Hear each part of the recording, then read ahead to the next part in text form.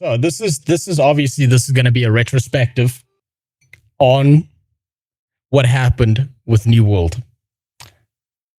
Now I have a history with this game. I have a massive history with this game. I love this game.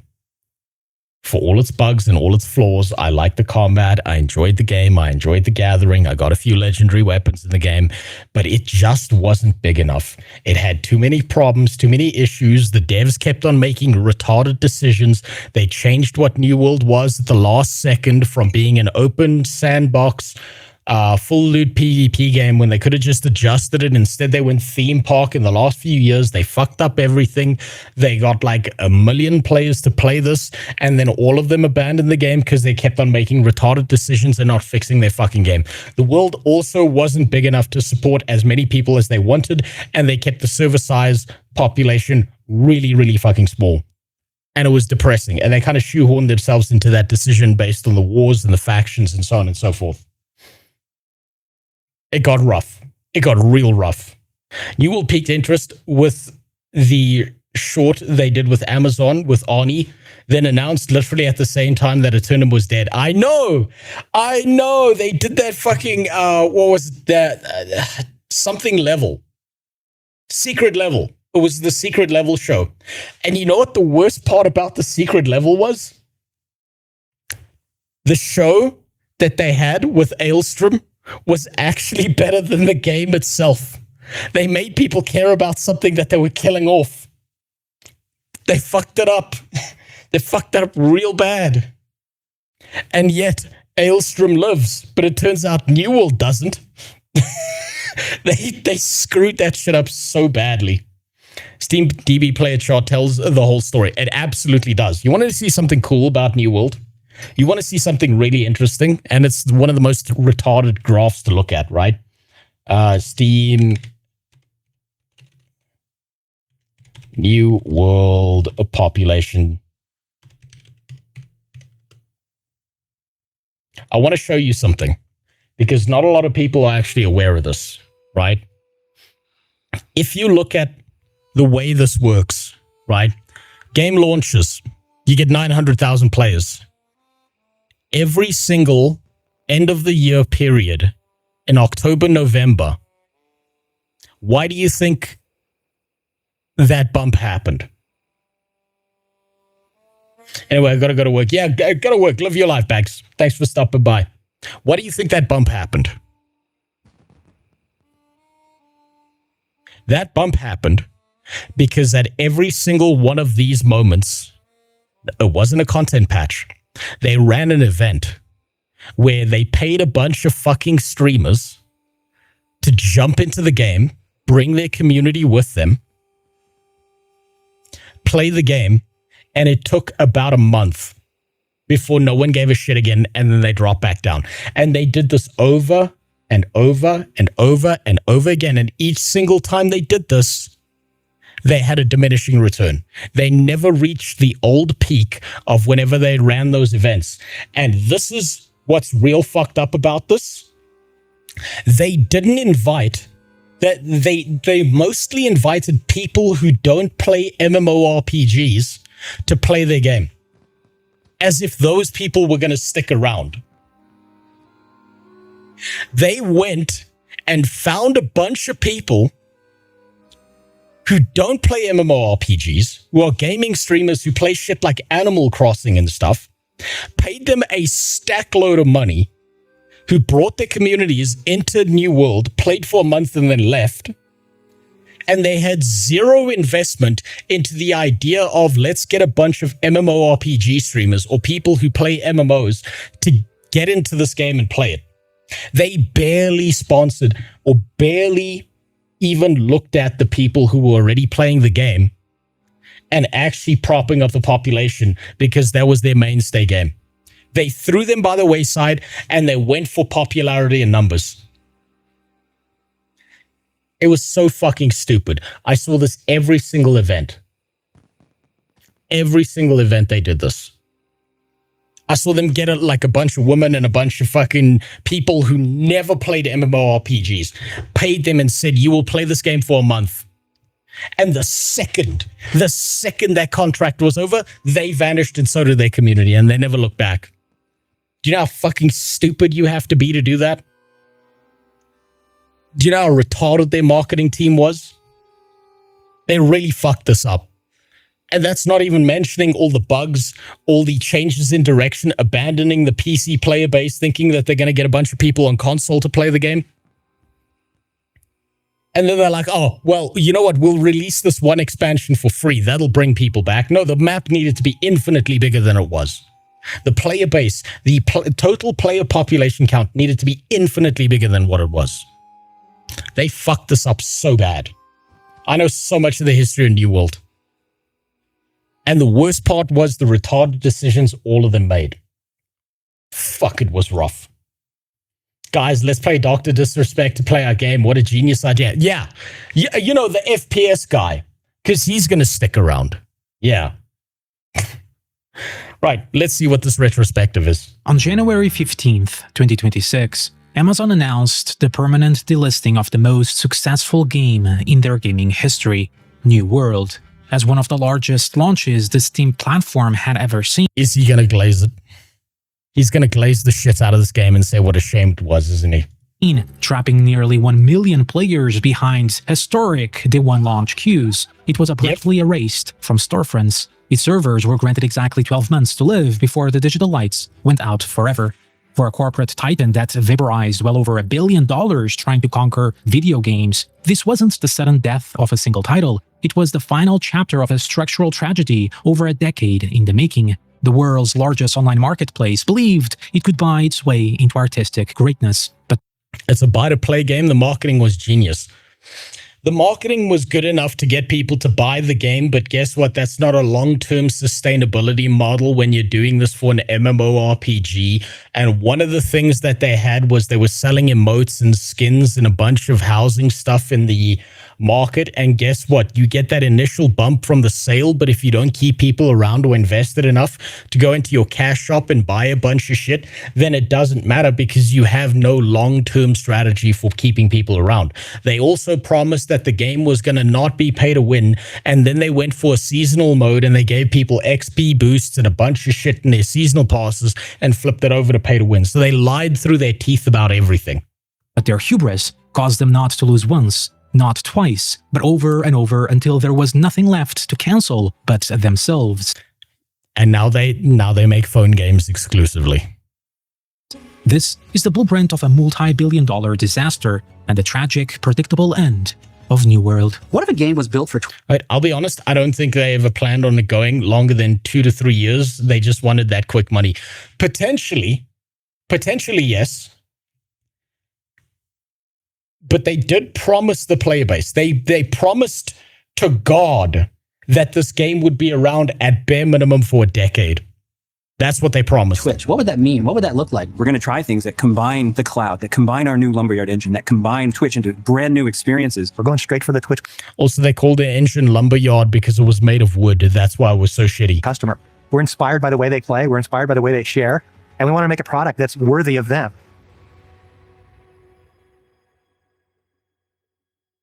By the early 2010s, Amazon was undergoing an aggressive expansion, far beyond its roots as an online retailer. They were transforming into an omnipresent tech empire. Prime Video, Prime Music, Alexa, the Kindle, Fire TV, and of course, outside of it, Amazon Web Services. And they all did this at the exact right time because they were doing this during COVID when everyone was locked in their fucking homes. So everyone had nothing to do but sit around and just watch movies and shit and play video games. So they had the perfect backdrop to make this happen at the same time. Never forget that. Their most profitable business. Outside of AWS that targeted companies, they had their own engine. Yeah, they had their own engine. It was an offshoot of the Crysis engine, the Cry engine, where they made Lumberyard, which wasn't made for making MMORPGs in it, and then tried to adjust it. And no matter how many times the devs went to management and said, this is just not viable, this is just not made for an MMORPG system, they just refused to fucking listen. Branch of Amazon existed to add value to their main ecosystem, Amazon Prime subscriptions. But one of the fastest growing markets was still left untapped, gaming. To spearhead the next front of this multi-billion-dollar conquest, Amazon formally launched its gaming division in August 2012. But Jeff Bezos did not hire a visionary game designer to run it. He didn't recruit an industry titan. Instead, he appointed Mike Fr- That fucking face. This is the guy I keep on talking about. Mike Frazzini, the book salesman. They didn't hire an experienced dev. They didn't hire a guy who knew what he was doing inside of the gaming space. They took a guy who was a fucking book salesman, and they're like, oh, well, you had success with books, and video games are basically books, so you'll be fine. This douchebag, this dick bucket, fucked up the entire development process of New World.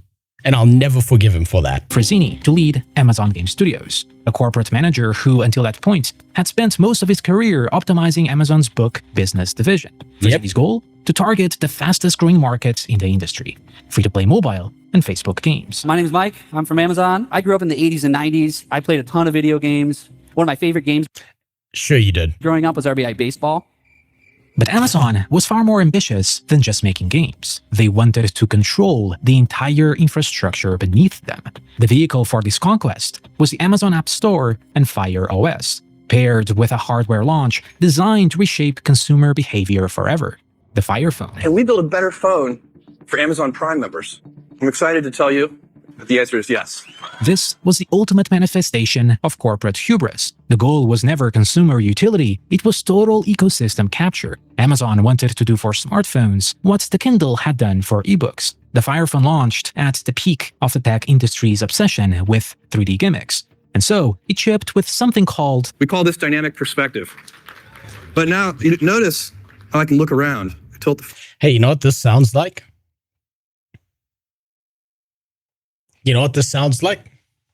This sounds like the exact debate as to why they keep on pushing forward graphics in video games, where they've just driven up the price of hardware everywhere, and they forgot that the part of video games that's the most important is the gameplay.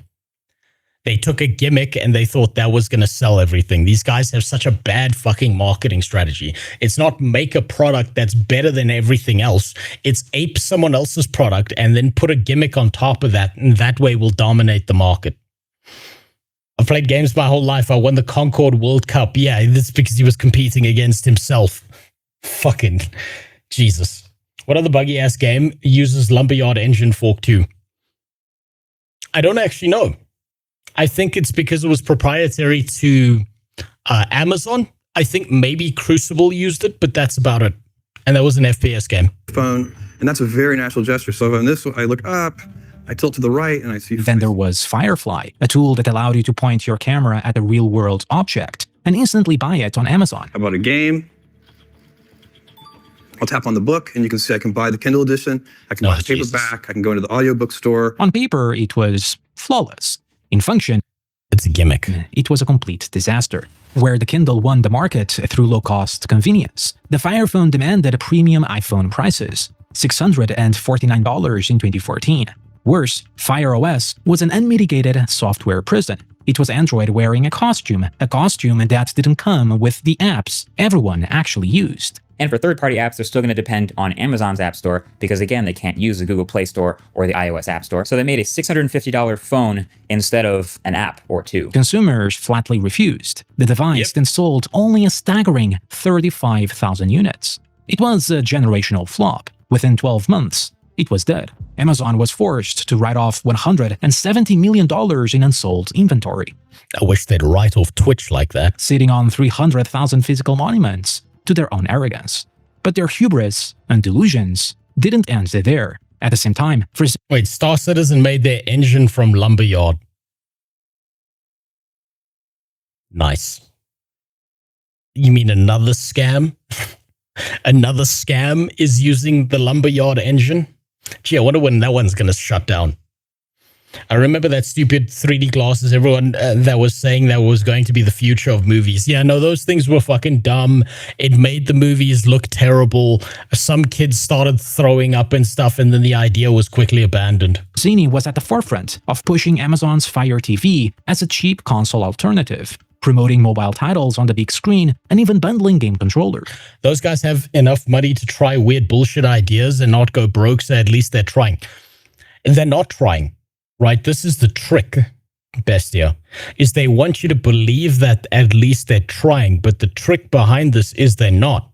What they're doing is Amazon is particularly guilty of this, is they steal a gimmick from somewhere else, pretend that it's theirs, like spread out a bunch of marketing everywhere, say that it's theirs, say they own it, say they were the first to the market, but they've actually just stolen the idea from someone else.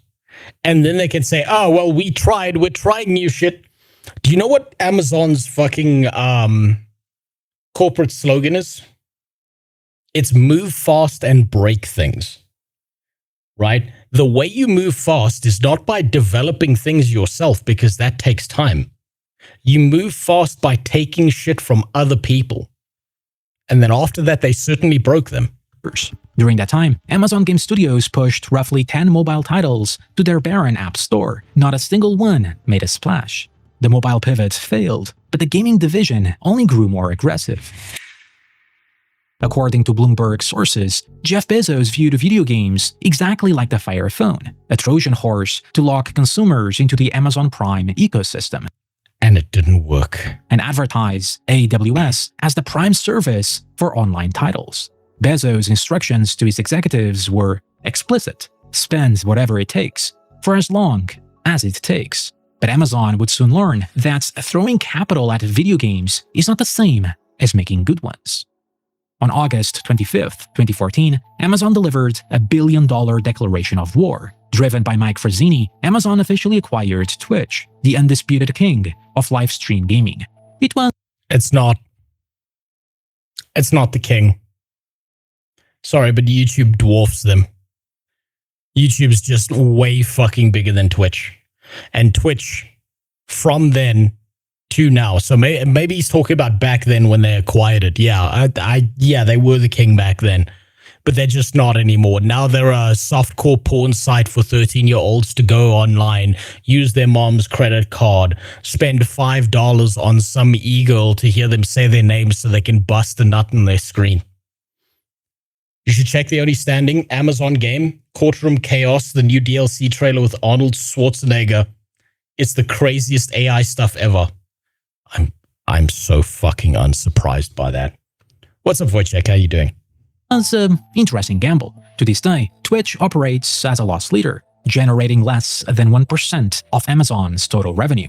Running a global live video infrastructure is brutally expensive, but profit was never the point. Twitch was fuel. It was infrastructure to feed and market Amazon Web Services. Today, the largest cloud provider in the world, hosting companies such as Netflix, Spotify, and later even Kick. A retention mechanism for Prime subscriptions, and a built-in marketing weapon for the competitive games Amazon intended to build. In this graph, the only thing that Amazon actually cares about, because it's consistent recurring revenue, is this right here. That's all they care about. They couldn't give a shit about anything else. They just want more people signed up for Prime. That's all they want. That's why they keep Twitch around. That's why they integrated New World so heavily into the idea of Twitch Prime.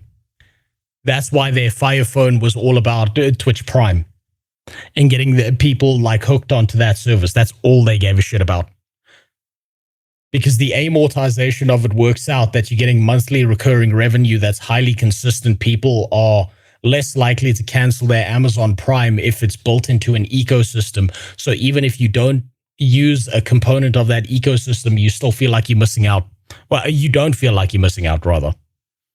Where's the purple down, upside down arrow? What do you mean? Where? Purple? You mean...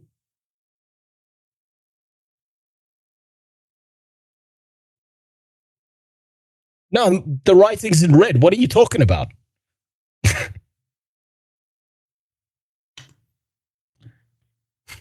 That's right. Amazon Web Service is stored in the balls. Twitch is just the tip of the dick. That's going into all the female streamers because that's where Dan Clancy is.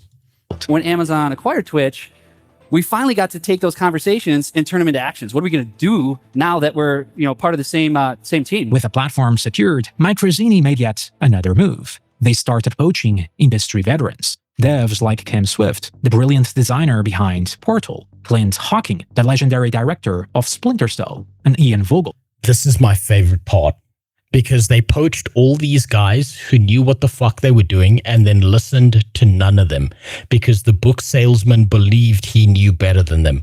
Did you know that if you worked inside of the Amazon Game Studio, if you wanted to make a change to New World, they would force these guys to write out like a 3-page reasoning thing as to why they need to make that change? The systems architect of System Shock 2. Frazzini assured them they would work in tight teams of 5 to 30 people to create mid-tier passion-driven projects. This would become a massive lie. There are studios that have hundreds of people working multiple years on a game. That's not where we are going. That's one end of the spectrum. What we are thinking about is building games that fall more in the middle. They poached Double Helix games of Killer Instinct, and with 2 major studios and hundreds of developers, they were ready to strike. There was one piece missing, though, for Ultimate Control. Lumberyard is a free AAA game.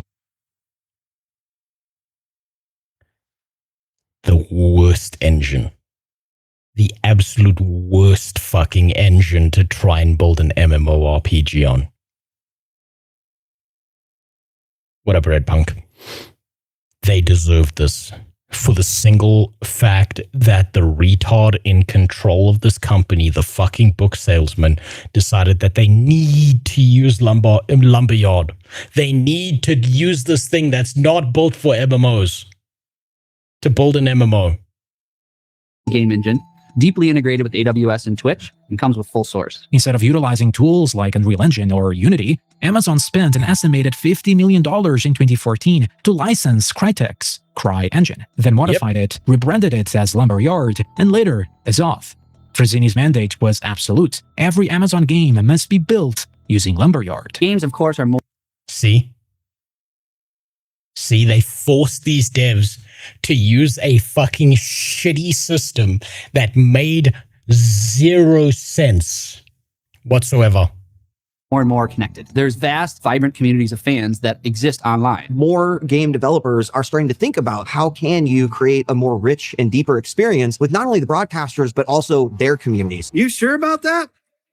You sure about that? For the actual developers, it was a waking nightmare. The engine was painfully slow and unoptimized. According to Bloomberg, a phrase routinely echoed through the hallways of the studio. Lumberyard is killing this company. And as we would soon learn with New World, this statement couldn't be more true. And ironic. And keep in mind that whenever the devs complained about Lumberyard, they would get shit on, fired, thrown off of teams, or been told, we don't give a fuck, you will use Lumberyard. They refused to listen to experienced game devs with decades of experience in this industry. All because they wanted to force Lumberyard down these people's fucking throats. Think about how stupid of a decision that is from a business perspective. We're going to build a car. Okay, but our car has to have no wheels. So how are we going to build this car? I don't know. That's not my problem. Figure it out. Ironically, despite being released for free, almost no external studio but Amazon Games and temporarily Star... Oh, there it is. Star Citizen. There it is. Newgash, you were right. Look at that. Star Citizen also uses it. It's going to come out any day now.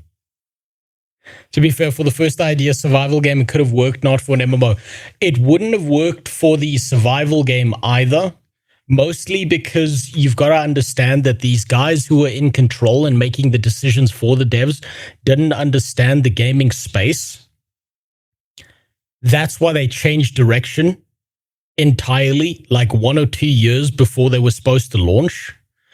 And the idea of a full loot, multiplayer, online, PvP kind of game usually means that what's going to happen is you're going to have a massive population spike and then it's going to collapse into nothing because you're going to have a bunch of people who keep on attacking people at lower levels or have just spawned into the game and stuff like that. The best way these kind of systems have been done in the past is probably a game like Rust. And the problem is if Amazon had tried to make their game like that, they would have just been accused of being Rust. But this is a decision-making problem. more than anything else.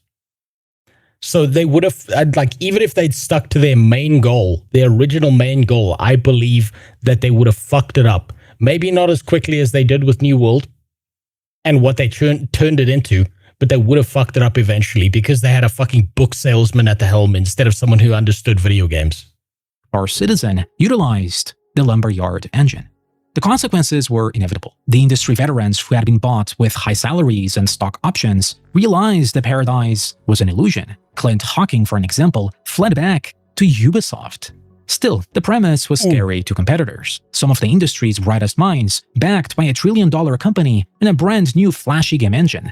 Gamers, though, were skeptical. A studio led by a product manager, armed with a chaotic roster of developers from entirely different backgrounds. It looked less like a well-thought-of initiative and more like a simple collection of expensive parts. We've been talking about this idea of what would it mean to build games for Twitch. And so we brought in some of our game designers and we said, hey, what would it look See? Listen to the way he's talking, right? Do you notice that he's not at all talking about the video game? You wrinkled ballsack, what's on the docket today was doing an oil change. So I'm catching up on the stuff on the Discord. I wanted to specifically look into WoW moving into D&D, which we've already done, and I wanted to look into a retrospective on New World because I have a history with this fucking game. look like if we built games for the Twitch community? In September 2016, the strategy suddenly changed. Amazon was done playing the middle of the spectrum. They wanted high-end blockbusters. The Twitch community has already changed. Do you see that? Again, listen to everything this guy says. It is nothing to do with the video games at all. It is all about how do we get people to pay more money to Prime.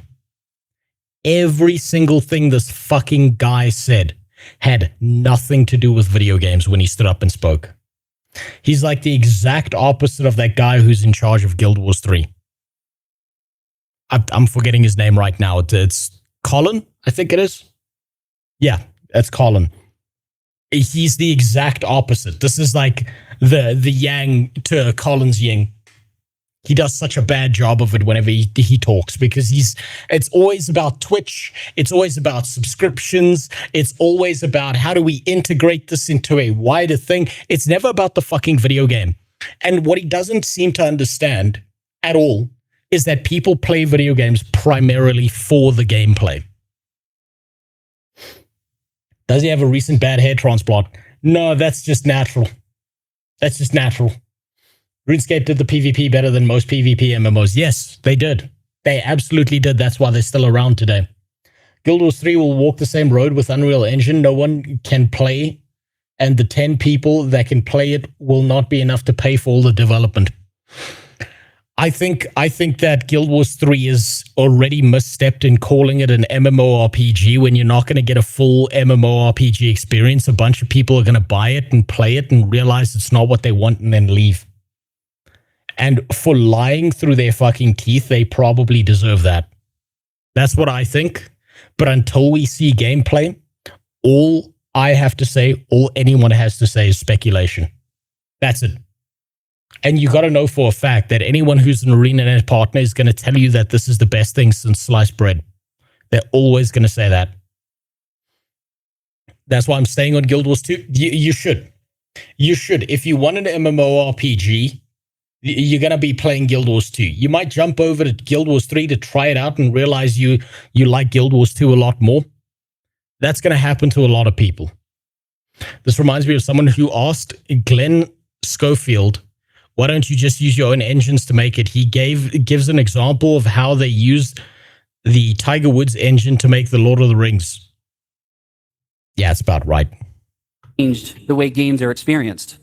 And what we think is next for the Twitch community is to change the way that games are made. At TwitchCon, Amazon Game Studios finally showed its hand. They unveiled 3 massive titles, engineered not by creative vision, but by algorithmic data, meticulously targeting the most profitable genres in the industry. Breakaway is a mythological sport brawler where epic warriors from myth and legend I remember Sports Ball Game.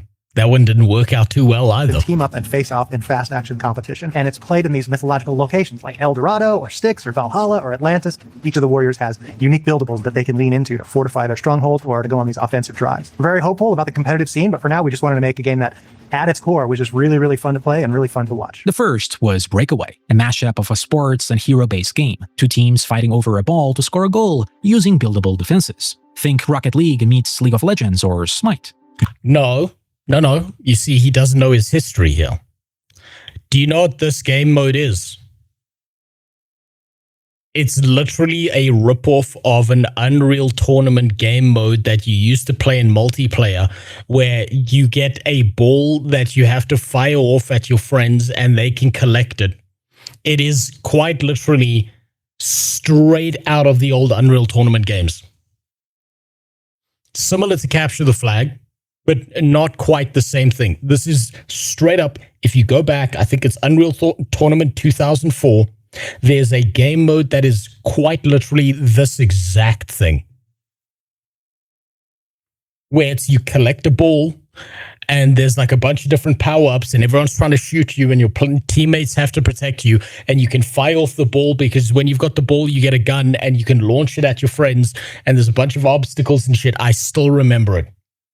It's quite literally the exact same idea as that. They just added in a little bit of Overwatch flavor by trying to make it like each one is a unique hero.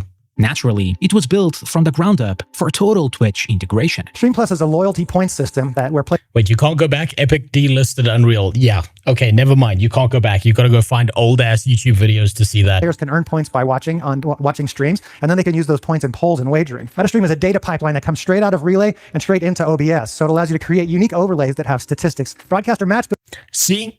Nothing to do with the video game themselves. Builder is a way for broadcasters to interact directly with the matchmaker, which we built with Amazon Game Services. It was clearly a game designed exclusively for competitive esports, streamers, and Amazon's own ecosystem. Think about how retarded that is. Just think for a second how retarded that is. You have, let's just pull out the Pirate software. The ultimate tech by Pirate Software. You have the entire gaming ecosystem of everyone who plays video games.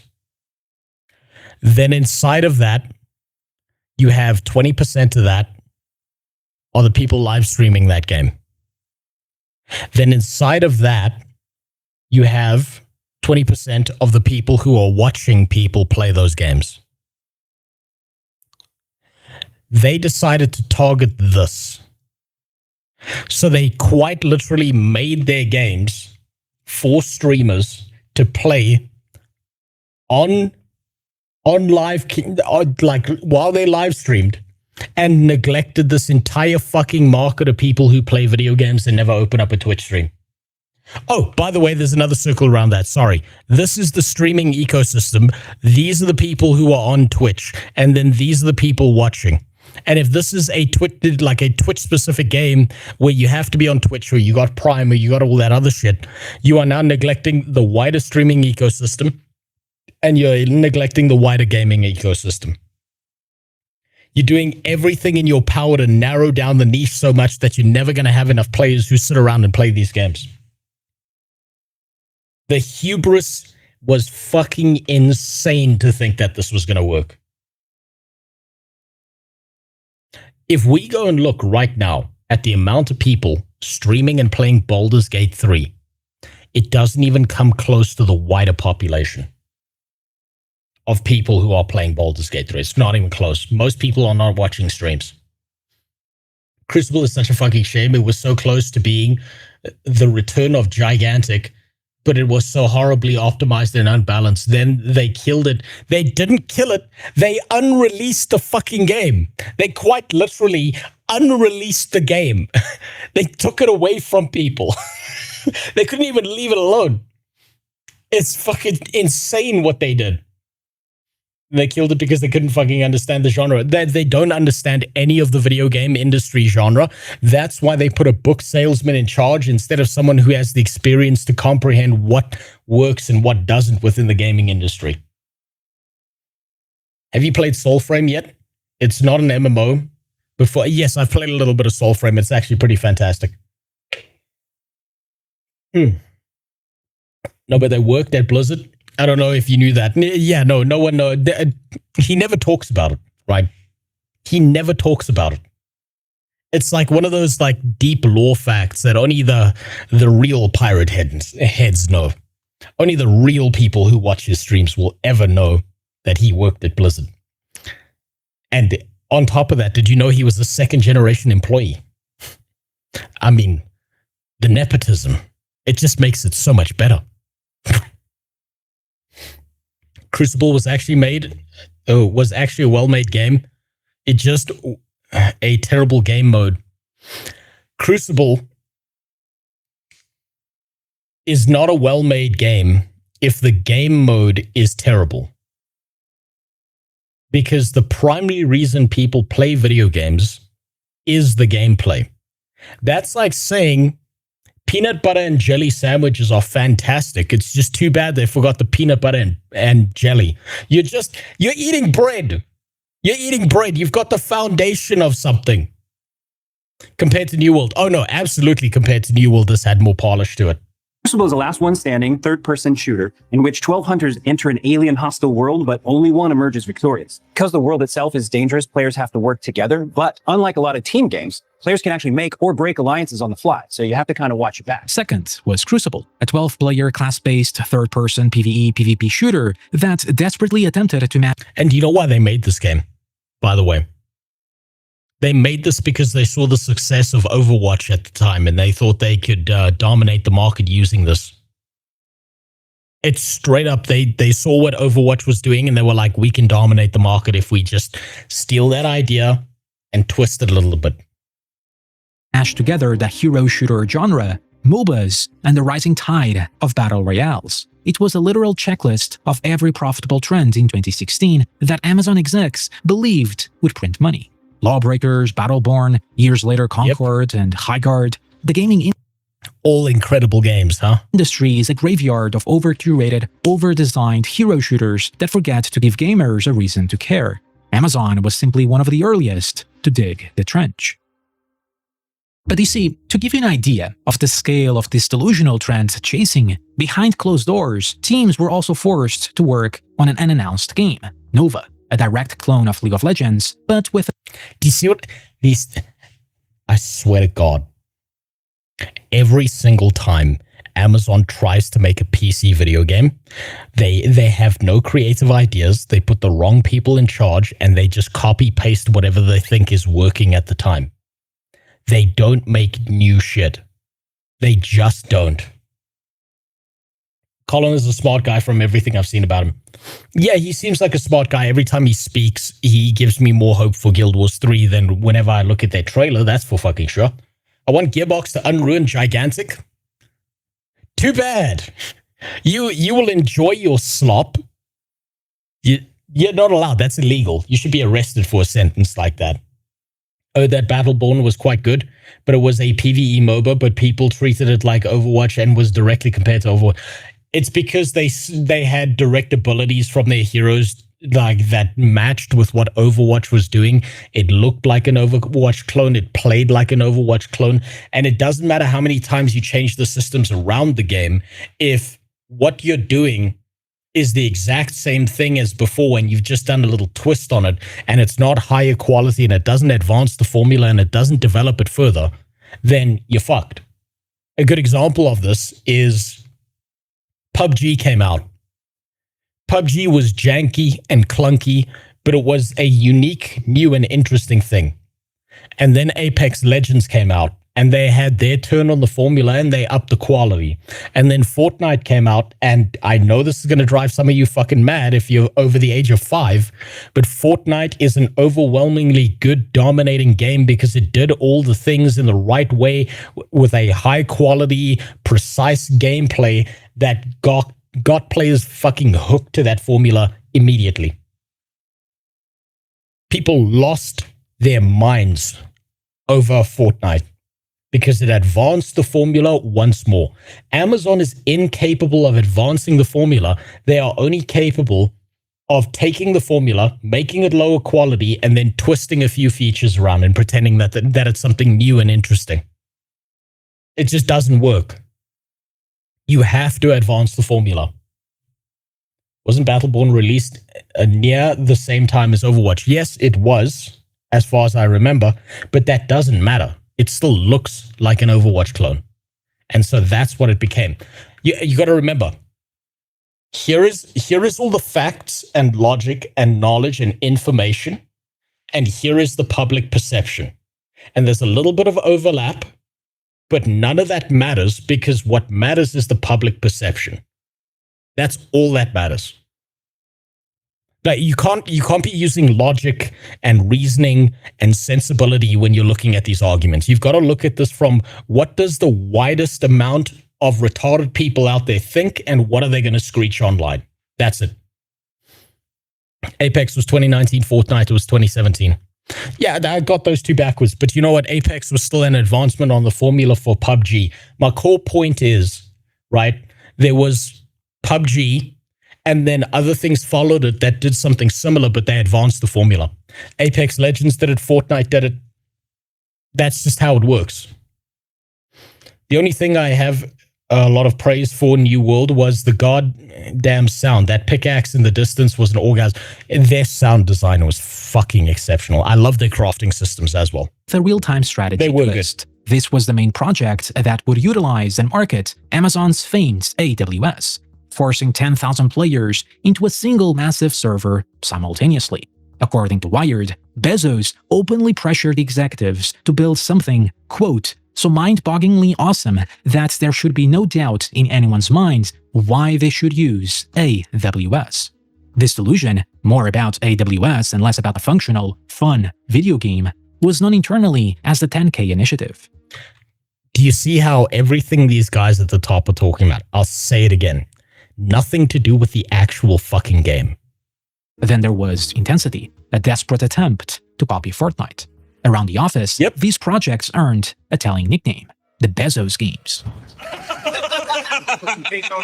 But alongside these blatant trend chasers lay another far more ominous project, New World. New World is a huge open-ended sandbox game set in our take on 17th century colonial America. In this version of the world, the supernatural is real. You know, the player. Oh, what was really cool about this in the beginning, right? If you were around for the betas and you were in the Discord and you got to see the New World Discord, there were a bunch of people calling the devs racist.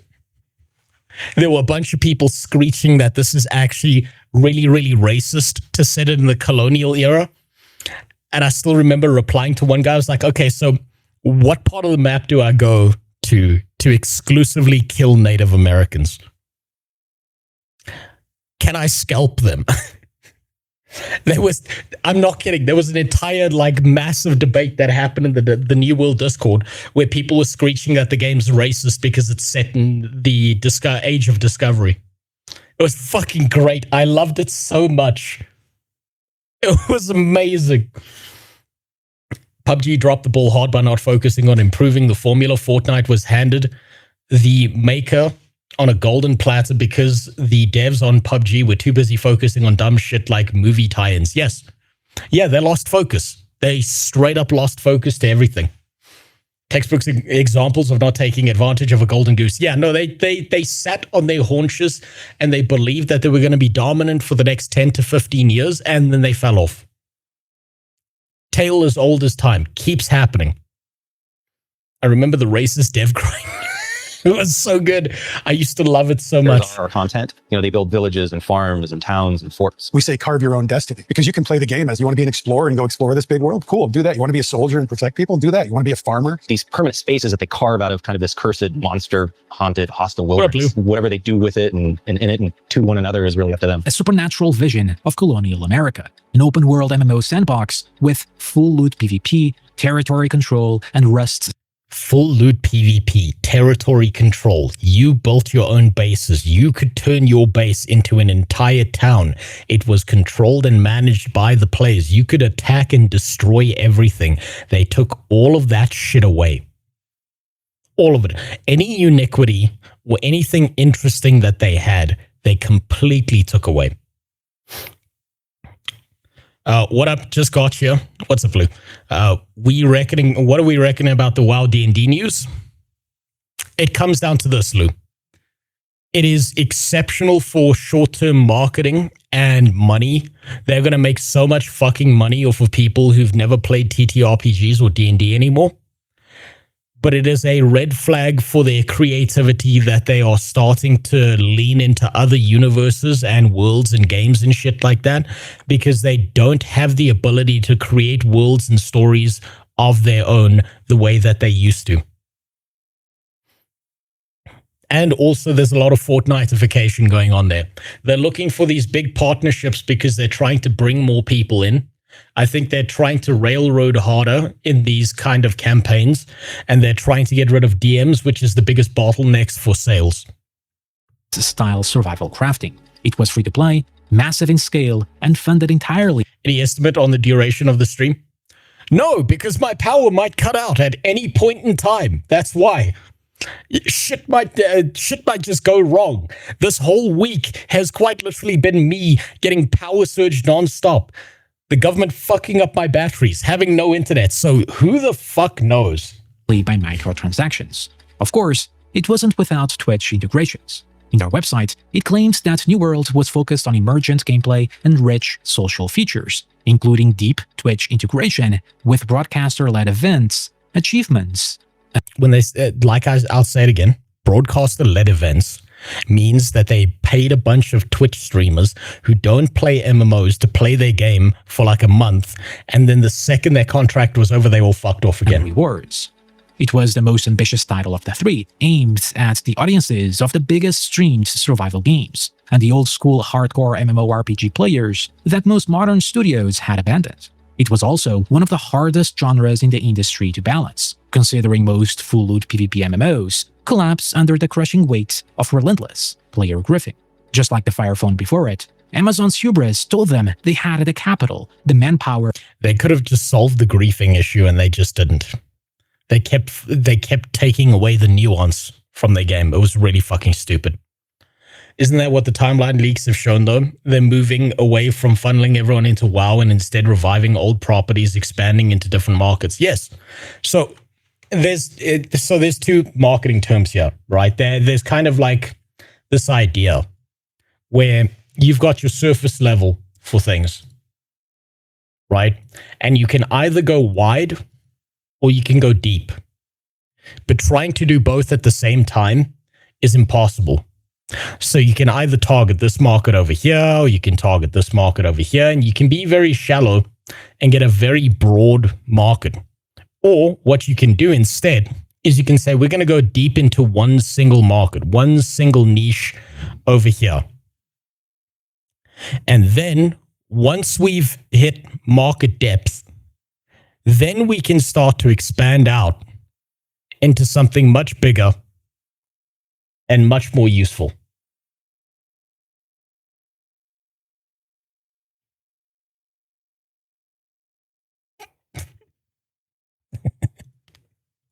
And the reach to win. Mike Frazzini believed you could algorithm your way to multiple billion-dollar franchises. But what followed was not a triumphant march to the top of the charts. It was a multi-billion-dollar descent into development hell. We want to invite you in on the journey and say, what do you think? What's resonating? For the things that are resonating, we'll do more of it. For the things that aren't resonating, we'll either fix or chuck from the game. We're also going to get ideas from you. And this notion of bringing games, bringing community, and bringing the Twitch community, broadcasters, viewers, and players into the game development process early is a really important part of how we're thinking about it. Despite public promises of an open, community-driven development philosophy, what they lied. Audience received instead was a masterclass in corporate panic. In 2018, less than 2 years after its bombastic TwitchCon debut, Breakaway was abruptly terminated. The game never even escaped its alpha phase. Organic interest from the gaming community was absolute zero. The gameplay was a frantic, incomprehensible mess. Too fast, too stressful, and ironically, exhausting to watch. The Breakaway... Yeah, it did kind of flashbang you with a bunch of shit, and it made you confused as to what the fuck was going on. It's exactly why when they did the development of New World, everything was more slow and methodical, because what they were hoping was that people who were watching New World streamers would be able to hop in at any given point in time and have some comprehension of what the person was doing. The YouTube channel was flooded with heavily produced artificial esports style promotions, but the gamers weren't buying it. Oh, by the way, what's really, really interesting about this, right, is this was the the amoeboid design of what happened with New World and their marketing, because what they did to bump their numbers and make themselves look like a bigger deal was they artificially inflated all the numbers of their videos when it came to New World, because they saw what happened with Breakaway. They saw there was no interest, so they thought they could manufacture interest by taking a bunch of videos, dumping it on the New World channel, and then they paid for ad spots so it would play as an advertisement, which made it look like their view count was way higher than what it was, because they were hoping to trick players into seeing the view count if they went to the New World channel and seeing, oh shit, 3 million people watch this. Obviously, this is going to be a huge deal. They literally thought they could manufacture interest in these games. They learned this lesson with Breakaway, and then they took it over to New World, and then they thought, okay, if we just bought the numbers, if we just buy a bunch of ad spaces, it's going to be fine. Didn't work. Turns out that interest is something that you cannot fake, at least when it comes to video games. And do you know why? Do you know why they thought they could fake it? I'll give you one guess. Why do you think that they could fake their way to success with the numbers of views on YouTube? Why do you think they thought they could do that? It's a single sentence. Because it works with books and movies. That's kind of part of it. That kind of falls to the wayside a little bit, but not really. There's one reason. Think about what they've been speaking about nonstop whenever they're on stage.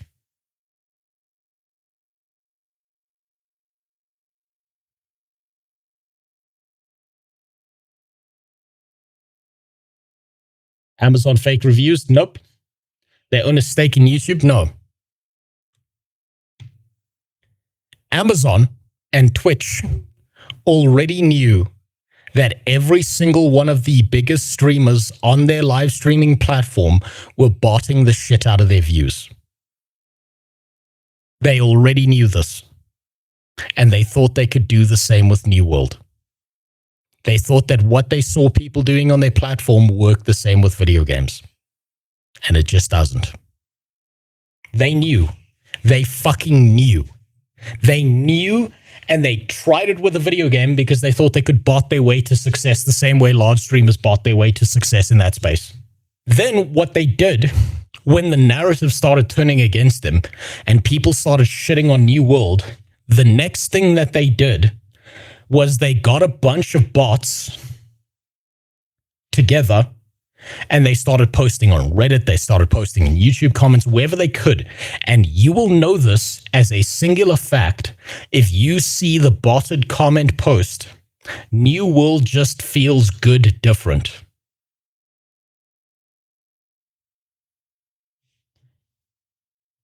They either hired a bunch of people or they got bots to post the exact same comment wherever they could to try and counteract the narrative and change people's minds. And it still didn't work. Wasn't Hasbro getting sued by shareholders because of the flooding? The MTG market with so much Universe Beyond content was leading to too bad commercial performance? I don't know. I wouldn't know. I wouldn't know anything about that. Let's continue. In their statement, while we have developed many ideas and made a lot of progress, we are also setting a very high bar for ourselves. In spite of our efforts, we didn't achieve the breakthrough that made the game what we all hoped it would be. Translated from corporate speak, this is the fatal consequence of manufacturing an esport from a spreadsheet rather than building a game people actually enjoy. Yep. And then you had this. Is this a click of friendship? Will you be my friend? I am so glad to have a friend. I'll tell you my secret to great parenting, though. Dad jokes. Yep, dead. Jesus Christ, these are like Super Saiyan level millennialisms. Fuck, I never realized it was that bad. Reddit has been a training ground for LLMs for this exact purpose, to program bots to change public opinion about something through astroturf discourse. Yes, yes. And these guys were just the amoeboid system of them testing it out, trying to push narrative in a certain direction. These guys were a failure so that other botting services and people who want to change narratives could succeed by comparison. The overarching seems to be that they think behavior across large amounts of people operates like a mathematical function, and as long as they tweak the variables, it'll work out. Quite literally, yes. Yeah. This is Amazon. This is the Amazon game studio, run by Amazon. They don't see you as a person. They see you as a retard, and whatever they're going to push out, you will just automatically believe. You know how like boomers used to do this thing where like whatever they heard on the news, they wouldn't think critically about. They would just believe whatever the magic man on the box said in front of them. They thought they could pull that shit off here as well. Jokes. Crucible, surprisingly, actually made it to full launch. In May 2020, amidst the global pandemic that locked millions of people inside their homes, it peaked at a respectable 25,000 players. But the game itself was a patchwork monster assembled from dismembered design trends. It featured a massive barren map, frustratingly slow movement speeds, and clunky and refined gunplay, and floaty melee combat. In an unbelievable act of development oversight, this team-based, competitive multiplayer game launched without a minimap, without... What did I say?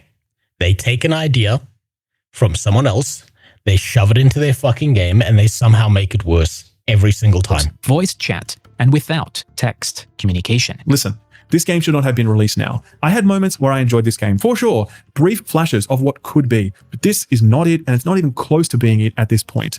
Best case scenario, this game needs another 6 to 9 months in the oven. Despite the marketing leverage of Twitch, much of the general public using YouTuber creator reviews as anecdotes did not even know Crucible existed or what it was even about.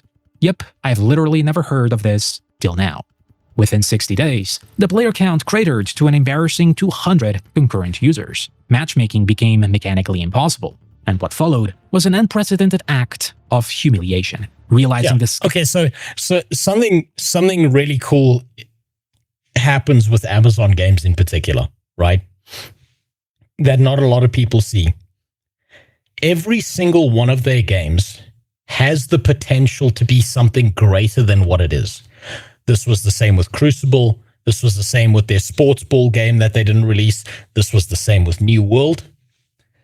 If you ever want to understand what Amazon Game Studio was when it came to their games, this is the best way I can think to describe it, is this. Hey, little boy. What's your name? Potential Man. Holy shit. It's Potential Man.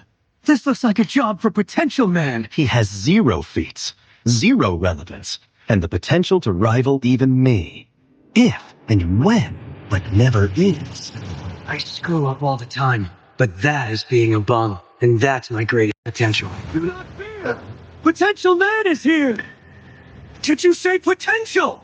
With great potential comes great responsibility. Truth, justice, and the potential way. Are you Mega Man because you're Potential Man? Or are you Potential Man because you're Mega Man? I believe there's a potential in all of us that keeps us honest, gives us strength, and most important, makes us bums. This is the story of how I became the world's greatest bum. That's it. That's literally it. They're just Potential Man. They never achieve it. They're just a fucking bum. That's the best way I can think to describe Amazon Game Studio.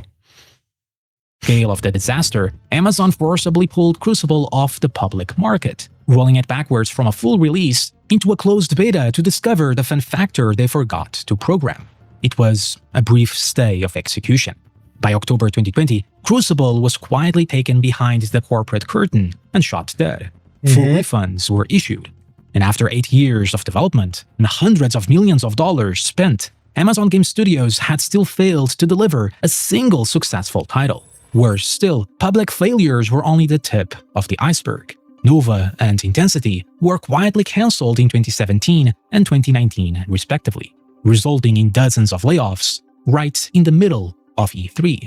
Not only that, yet another massive project. 8 years. Yes, 8 years.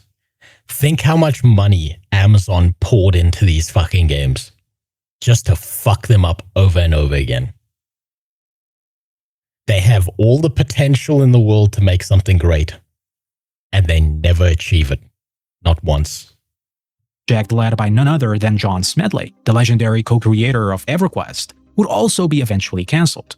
A project that, according to their announcement, would tap into the power of AWS and Twitch to connect players around the globe in a thrilling new game world. It was like smashing your head against the wall repeatedly and blaming it for not moving.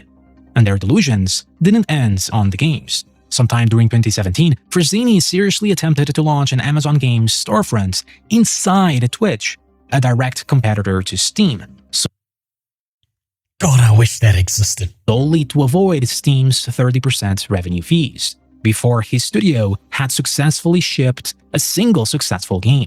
They were trying to manufacture multi-billion-dollar franchises on day one, completely blind to the emotional reality of why people actually play games. I hope you guys like what you saw. And it's all because none of their focus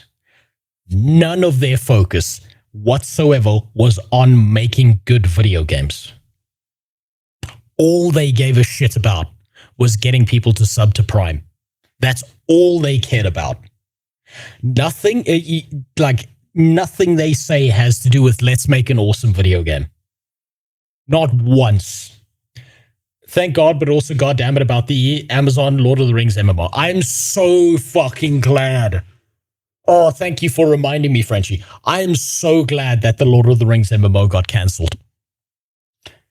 Jeez, after Rings of Power, after how they shit inside of, Tolkien's fucking works, inside his soul, thank God that got cancelled. Oh, God, because that would have been a real shit show. In these games, I hope it sparked your imagination the way it sparks our imagination. And ultimately, this is important. We're inviting you in on this journey with us. We're looking for your feedback. We're going to be fantastic listeners. But they weren't completely blind to their failures. During 2018, just post the breakaway cancellation, Amazon hired Christoph Hartmann, the co-founder of 2K Games. With Hartmann came a strategic pivot. If Amazon could not build games, they would publish them. They signed a deal with Smilegate to bring the Korean hit Lost Ark to the West, which was tremendously successful. You mean Bot Ark? You mean the game that everyone botted the shit out of? Fun fact, I don't know if he's going to mention it. They were also the original publishers for Blue Protocol. Another MMO that deserves to be in the shitter. At least initially, and then they struck what was supposed to be the ultimate synergy, a massive free-to-play Lord of the Rings MMORPG. It was the perfect Amazon Prime weapon, a massive game, a massive franchise, designed to launch alongside Amazon's billion-dollar Rings of Power series. Which was a fucking disaster. They fucked up all the lore. They made Galadriel into this whole slay queen boss bitch. They fucked up everything. Can you imagine how many lies they must have had to tell to Tolkien's descendants to get a hold of this IP? How they must have promised up and down how they were going to be respectful of the IP. And the second they got that signature on that piece of paper, they no longer cared. And don't forget, when it came to the Rings of Power, they hired a bunch of fake experts who knew nothing about Lord of the Rings to go sit in a panel and talk about the Rings of Power to try and boost that same popularity, and it just didn't find it. And Rings of Power is still alive today. They're still pouring billions of dollars into this shit. And no one's watching. The ultimate lure to secure Prime subscriptions. You can see their plan, but it never saw the light of day. In 2021, following a corporate acquisition dispute with Tencent, the project was completely cancelled. Simultaneously, their attempt at merging gaming with their other TV offerings like the Grand Tour resulted in the Grand Tour was good. Grand Tour was good. When they do IRL shit like this, it's actually solid. Tour game. A title so poorly and laughably received it was pulled from digital shelves within months, pretending it never existed. By 2020, when I say Grand Tour was good, I mean the show, not the game. 2021, the financial hemorrhage was catastrophic. The Bloomberg article revealed that Amazon was burning through nearly $500 million a year to sustain its failing gaming division.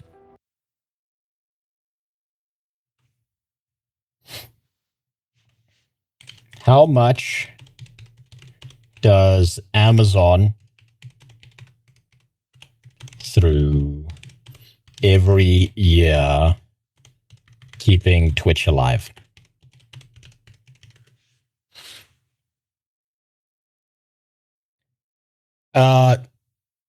Twitch remains unprofitable, continues to lose money, roughly $2 billion in annual revenue.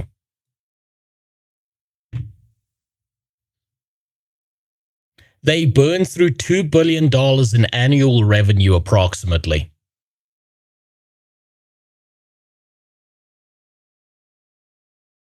I think Twitch needs to go. I think Twitch is going the same way as Amazon Game Studios, but at a far slower rate. And one day Twitch is going to be gone.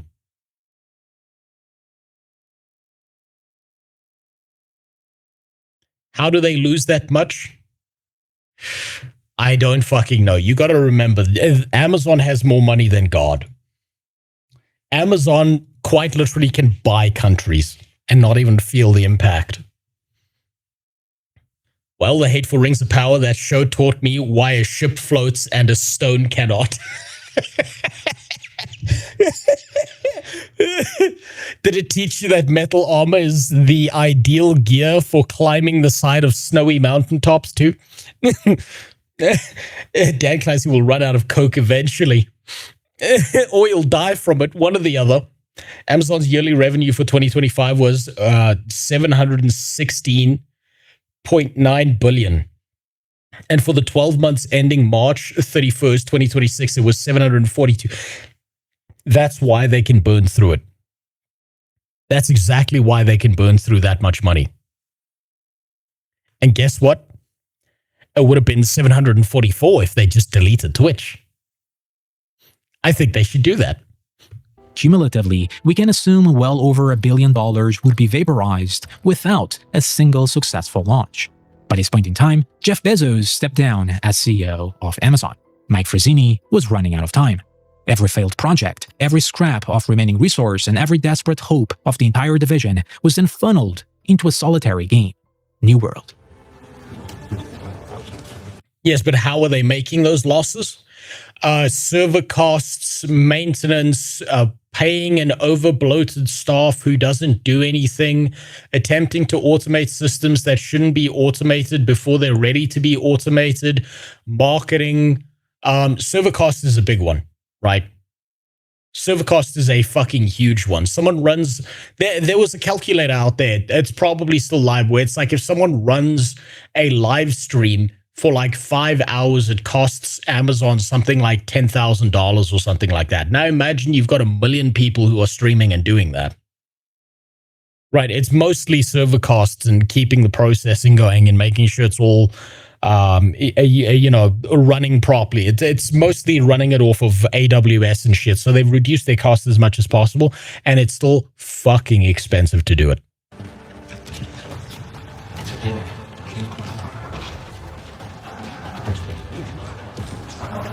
When the game resurfaced at the 2019 Game Awards, it did so in all of its cinematic glory. It introduced the world to the haunting, mysterious island of Eternity.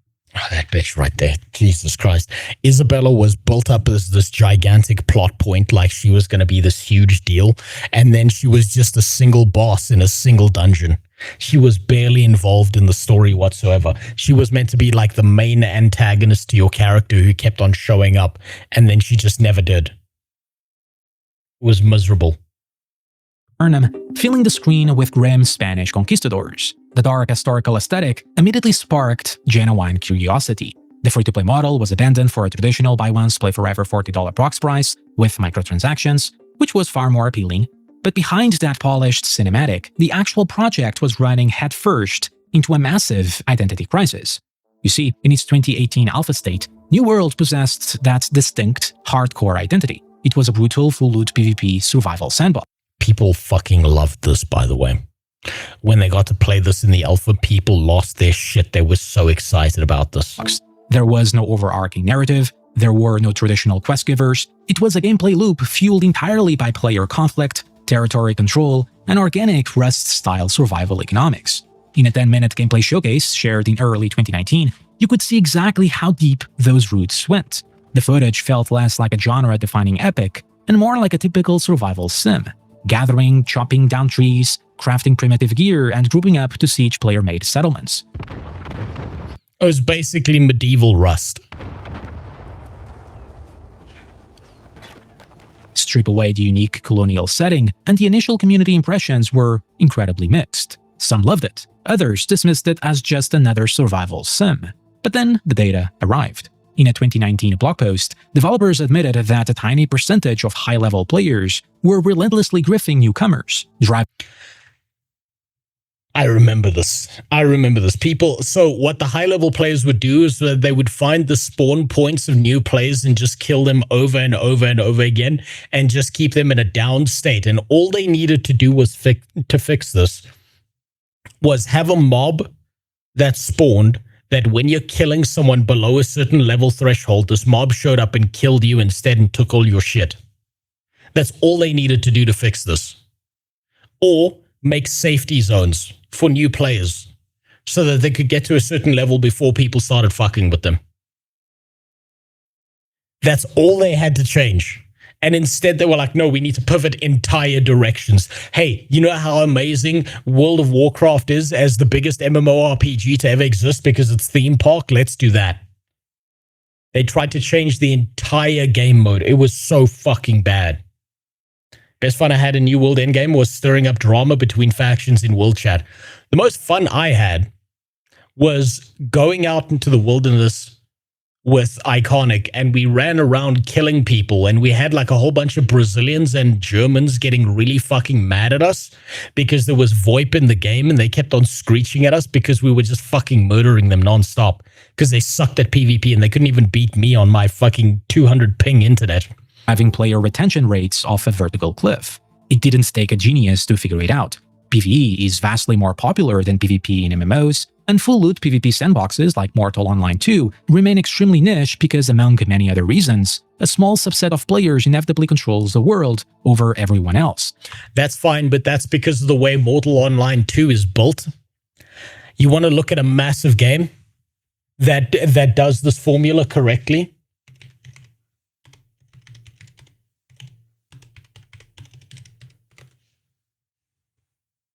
This is a more apt comparison.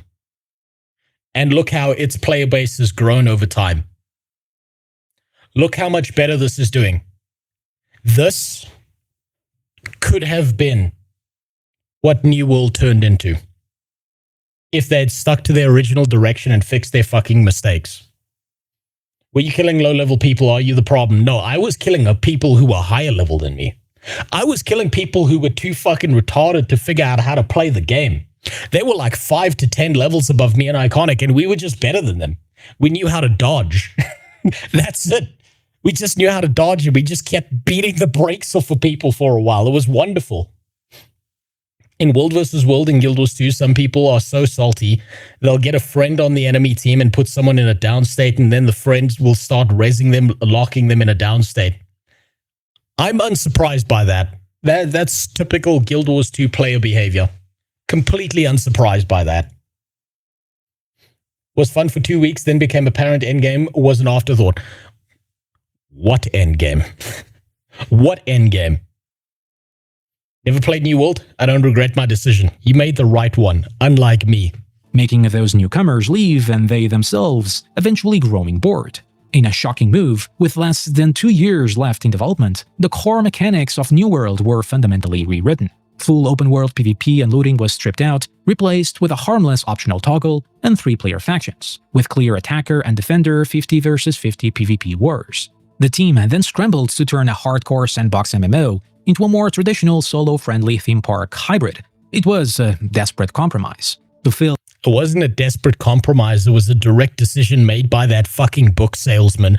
And he brooked no one complaining or criticizing with saying that they shouldn't change direction like this by kicking them out of the company or forcing any dev who wanted to explain themselves to write out like a 3-page long document on why this was a bad idea.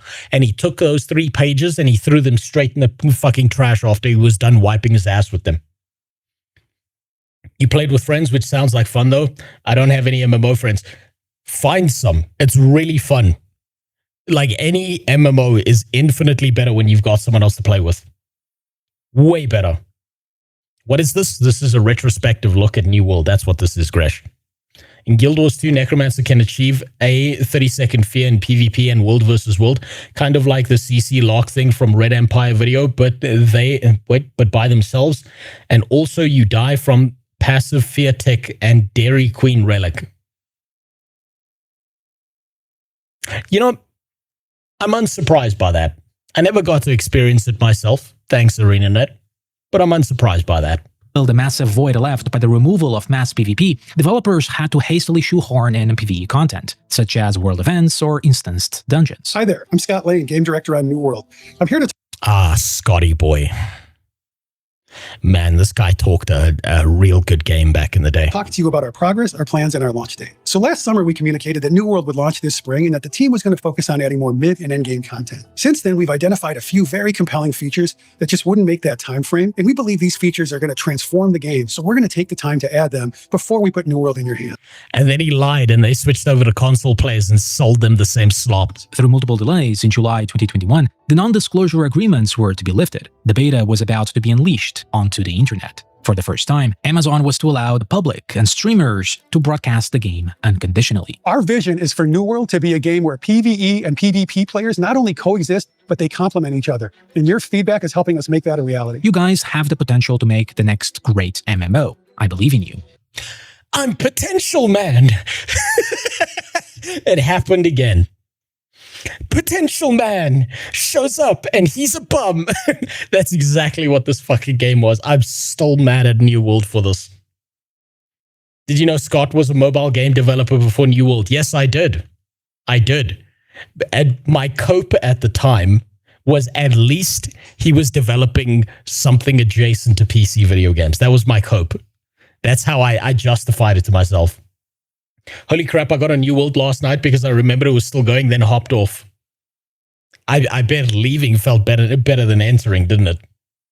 Bro is just a producer and only wrote for a fucking pool game before New World. You'll notice this, Daryl, you'll notice this, that all the people making decisions at AGS were never the people who were experienced game developers. They were never people who knew the video game space or understood what the fuck was going on. But all the devs were highly experienced, highly talented, and they were basically given shit to work with, but they never got to make a decision themselves. For an audience brutally beaten by failed MMOs and crowdfunded vaporware, New World was then heralded as a digital messiah, yet another long-awaited savior of the MMORPG genre. But they've continued to do so much. Like month after month, we continue to get these big updates. We've got these new PvP systems, the inclusion of dungeons. We know about 2. There's likely more coming. We've been getting a bunch of new enemies and new weapons. And it wasn't enough. It wasn't enough. They had so little. There was so fucking little in this game.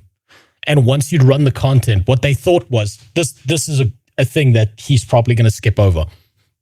They built a dungeon. There was one dungeon.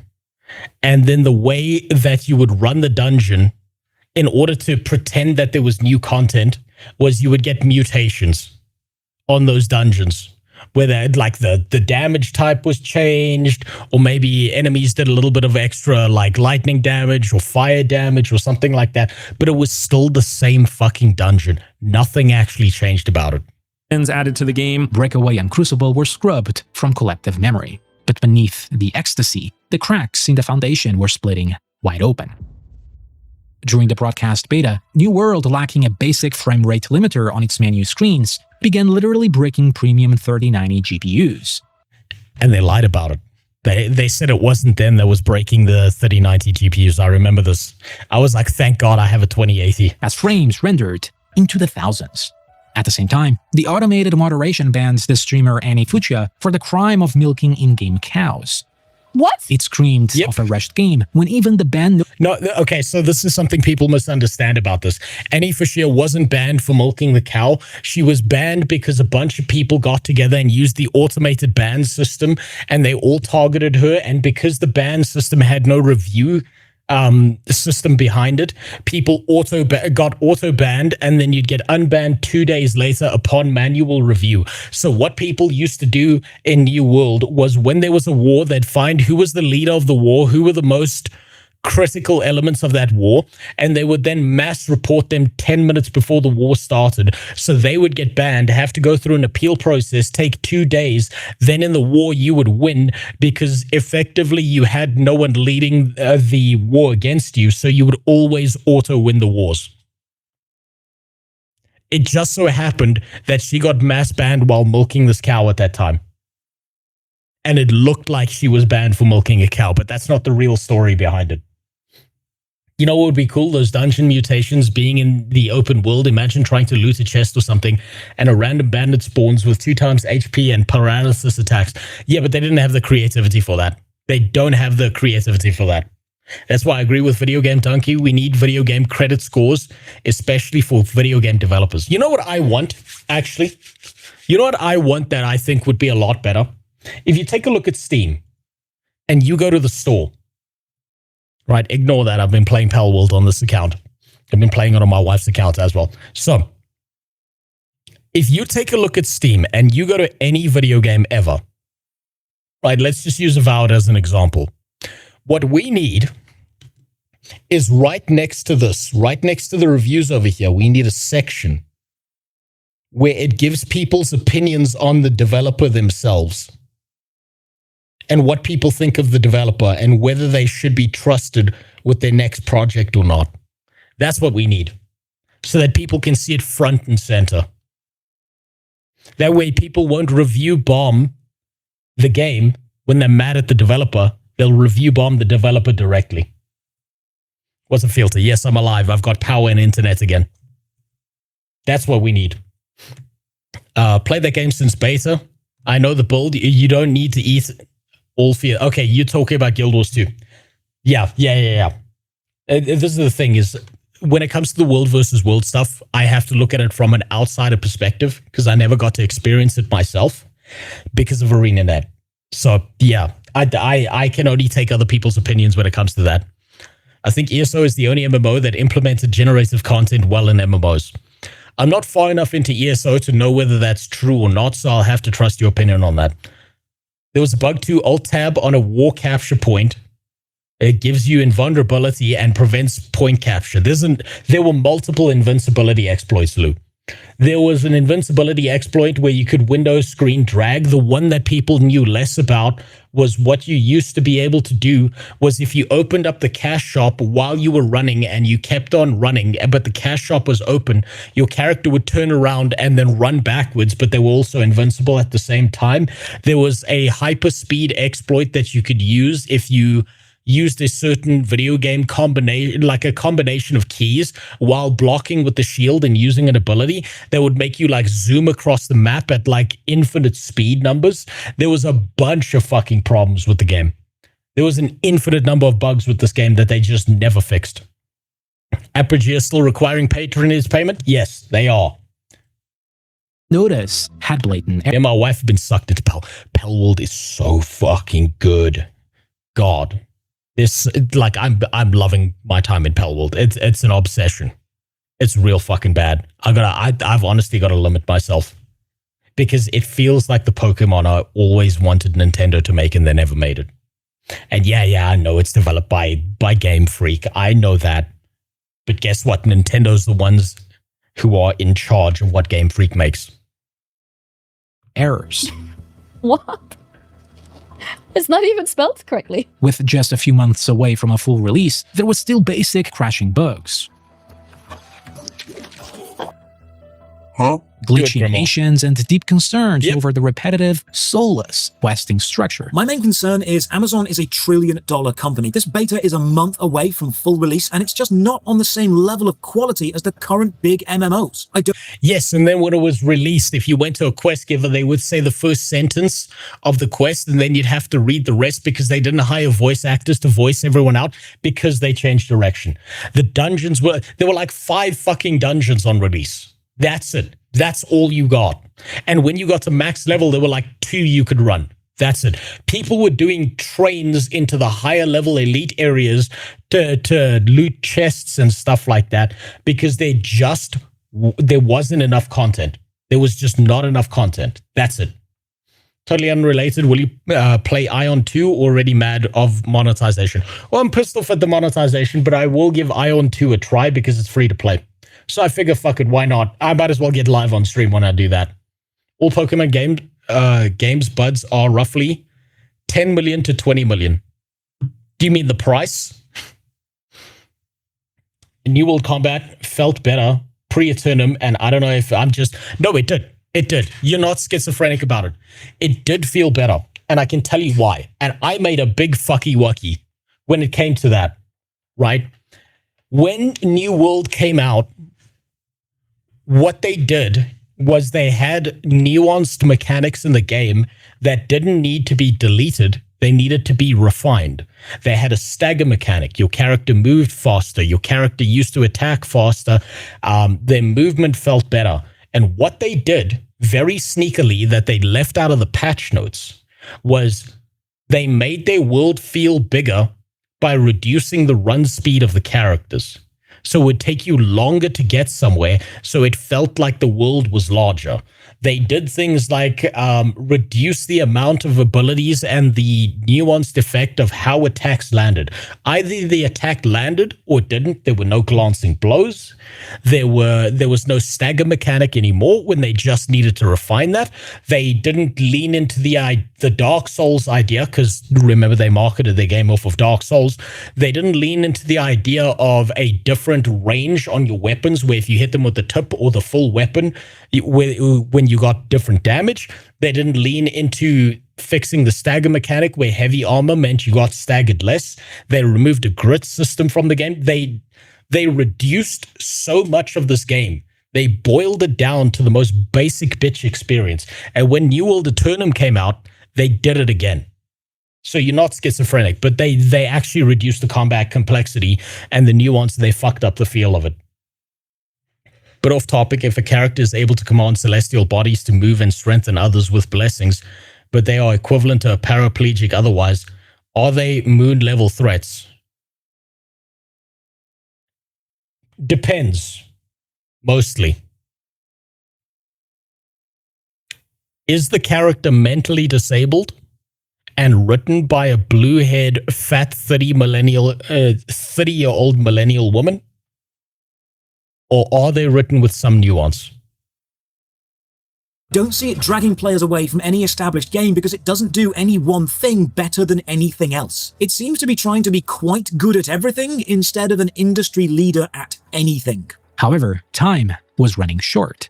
On September 28th, 2021, the servers went live, and the result was an absolute explosion. For the first time in 9 years, the spreadsheet had delivered. Amazon Games had a massive, historic hit. The launch numbers defied industry precedent. Over 900,000 concurrent players flooded Steam simultaneously, and a month later they were gone, making it one of the most played video games in the history of the platform. The servers buckled under the weight of its own success. Caps were shattered. Thousands of players were trapped in astronomical multi-hour queues. Yeah, we all did this. What I would do when I was doing New World content was I would log in the morning, and I'd just leave New World running in the background, and I'd go away for 6 hours or do something else or go to work, and I would come back, and then my queue position would be like in the low hundreds by the time I got back. I remember this. Oh, damn! Holy shit! The bookseller had conquered the piece of the empire. But launching a massive online world is only a temporary victory. The true test of an MMO is not a million. By the way, those queue times also killed New World because they made their world too small as well. The total player population on a single server was so fucking small that it just ruined the game experience entirely because you would sit in queue just to get into your game. They fucked it up real bad. Who arrive on day 1, it is whether you can remain relevant to stop them from leaving on day 2. Amazon? What is this? Yep. Amazon Game Studios had captured lightning in a bottle, dragging a stagnant genre back into the mainstream spotlight. New World boasted rich visuals, great audio design, a decent action combat system for the genre, and a gathering and crafting loop so addictive that players immediately branded it as a modern RuneScape. But the praise was instantly smothered by infrastructural failure. Despite the infinite backing of Amazon Web Services, remember the same service they intended to build a concurrent 10,000-player game was now not only limiting servers to 2,000 players, but plagued by— Yep. 2,000? That's after they increased it from 1,500, by the way. 1,500 was the cap initially. Catastrophic instability and infinite queues. I'm gonna have to go into hibernation. This is not even sleeping. This is like a hibernation. This is...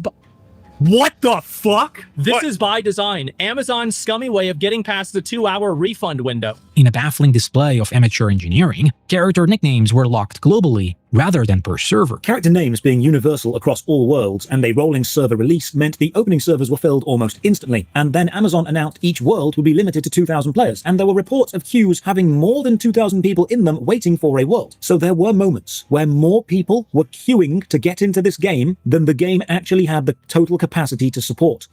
And hey, guess what happens then? People fuck off and they don't come back. While the worlds were already full. AGS was operating at an historic scale, yet they handled the live service infrastructure like absolute novices. But the true tragedy of New World was its management. All the concerns from the beta phases came true. The game was clearly pushed out entirely unfinished. It was a PvP game. Oh yeah, by the way, just of that scene he's showing right here, right? This was another tactic that you used to be able to do in battlegrounds and wars and shit. And if you wanted to crash the entire server, what you would do is you would get a bunch of people equipped with the Ice Gauntlet, and you would get everyone to cast the Ice Storm at the same time, and then the war would auto-resolve because the server would crash because it couldn't handle that many Ice Storms at the same time in a battleground. So you could literally collapse the server by casting a spell. And if you got enough people to equip the Ice Gauntlet and cast the spell, it killed the entire server. These are the guys who had Amazon Web Service servers running behind this. This was doing actual damage to Amazon as a company because they couldn't even keep their own fucking game up. So sad I couldn't compare. Only played New World when it was already in decline. Loved the singing and mats though. No, the singing, the mats, all the extra systems around the game were fantastic, but the actual game itself, they fucked it up. Remember when a dev who wanted to be a streamer and insulted gamers who complained of their shitty coding? I do. And you know, that's always a good sign when the developers fucking hate their player base. That's a great sign.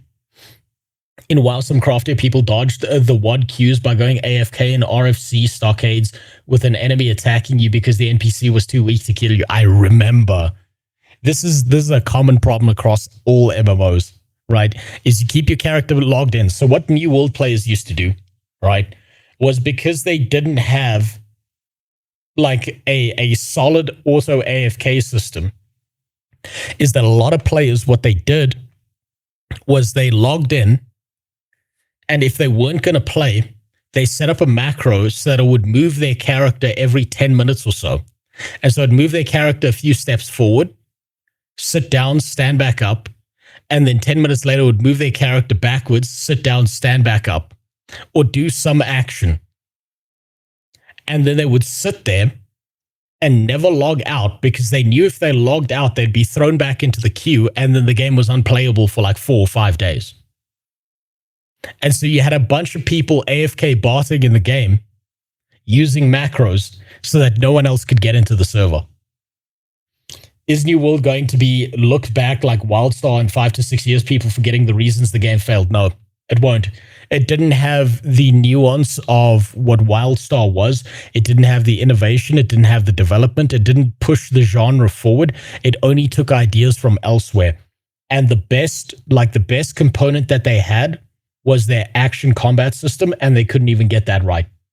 So no, I don't think so. I think there will be a component of people who are like, oh, it's such a shame New World died. It was so amazing, and people will forget all the bad parts. Yes, but it won't be as mainstream as it was with WildStar. Same way to avoid auto-kicking in Final Fantasy XIV on Endwalker launch. That shit started mass reporting wars whenever people spotted someone AFK macroing. Yes. And it's going to keep on happening in every MMO out there that doesn't have the server capacity. Game true. The game was clearly pushed out entirely unfinished. It was a PvP game, stripped of its core PvP identity, retrofitted with a PvE endgame that felt completely bare bones. What PvE endgame? There wasn't one. Once you had run the final boss, all you had, like once you'd beaten Isabella, there was nothing. There was literally nothing. All you had was the crafting, getting everything to max level, farming mobs, and maybe doing chest runs. That's all they had. There was actually zero endgame. And a leveling process filled with mind-numbing fetch quests and poor enemy variety. The best meme-worthy example of how undercooked New World actually was is that no you played a swimming sailor that couldn't swim for lack of eliminations. We all had devil fruits. Only that, the studio's automated moderation became a weaponized disaster. Despite promises that real humans reviewed player reports, organized players and Discord groups began mass reporting rival faction players, triggering instant automated 24-hour bans during PvP wars. It wasn't 24 hours. That's a lie. It wasn't a 24-hour ban. It took 2 to 3 days on average for people to get back into the game. It wasn't 24 hours. With an appeal system that took longer than the suspension itself, this systemic exploit completely corrupted the game's competitive integrity. Oh, fuck. He's probably going to talk about this. He's probably going to talk about something that I just remember that happened in New World. I want to see if he pulls it up. It took the studio 2 weeks to even acknowledge it. So I think it's fair. People are being banned in the same way you were, but Amazon were so quick to uplift my ban. The reporting tools being abused, and it's not. Fuck this guy. Fuck this little fucking rat Fex for life. Fuck that botting sack of shit. If there's anyone who deserves to be banned from games entirely, it's this sack of shit. Not fair. Players are getting banned like you, but we're not giving the same support you did. I mean, I can bring it up to them. Obviously, this is a touchy subject. And the issue remained a talking point in community threads for years. But players were about to realize just how broken the game actually was. New World was exposed, or rather due to a bug, the player's own client held ultimate authority over the server. The exploits that followed rivaled the absolute worst launch disasters in gaming history. The windowed invincibility glitch. If a player put the game into windowed mode and manually dragged the window across their desktop, If you all had DFs, wouldn't your... What do you mean DFs?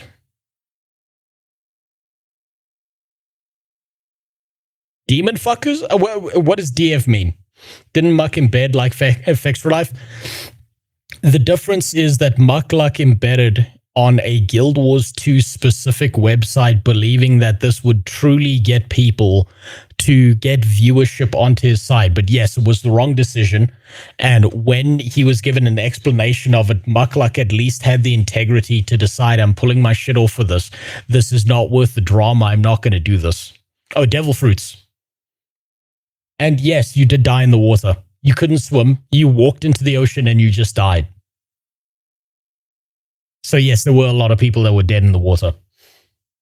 Garena has announced Palworld Online, which will adapt survival creature collecting title into a mobile MMO format. Oh, god damn it. They're capitalizing and now they're going into the mobile market. I can understand why they're doing it for profit reasons and scaling, but that's disappointing. Featuring an open world online play and progression PvE. Oh, that's going to go bad. That's going to be a shit show. I'm unsurprised. So the difference is, so think about it this way.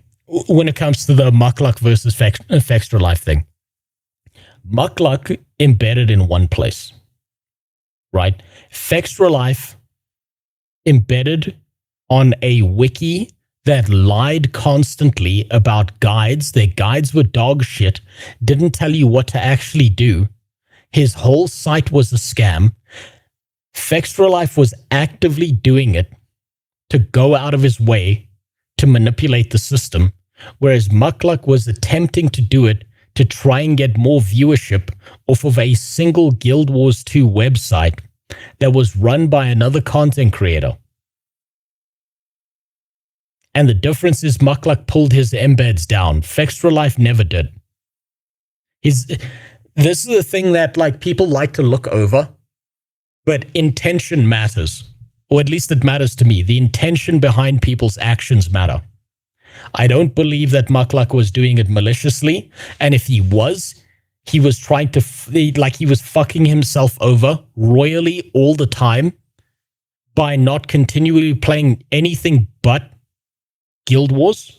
If anything, that website would have bumped his viewership by a maximum of 5 to 10 people, which granted is like 10% of the viewership over on Guild Wars 2. But he's doing all the wrong things. He's in all the wrong spaces to be embedding if he was looking to bump himself to the top of the category, which he already was. Whereas Fextra Life always does it everywhere, gets hundreds of thousands of fake views, embeds, got caught, and acted like a cunt when he was caught. Whereas Mukluk was like, yeah, I can see the argument as to why this is bad. I'm going to stop doing it. Yeah, the wiki made you have more questions, if anything. Yeah, no, Fextra Life's wiki to this day is a pile of shit. And if you ever go onto Fextra Life, you're about to be lied to. You're about to get some top-tier misinformation about whatever you're playing.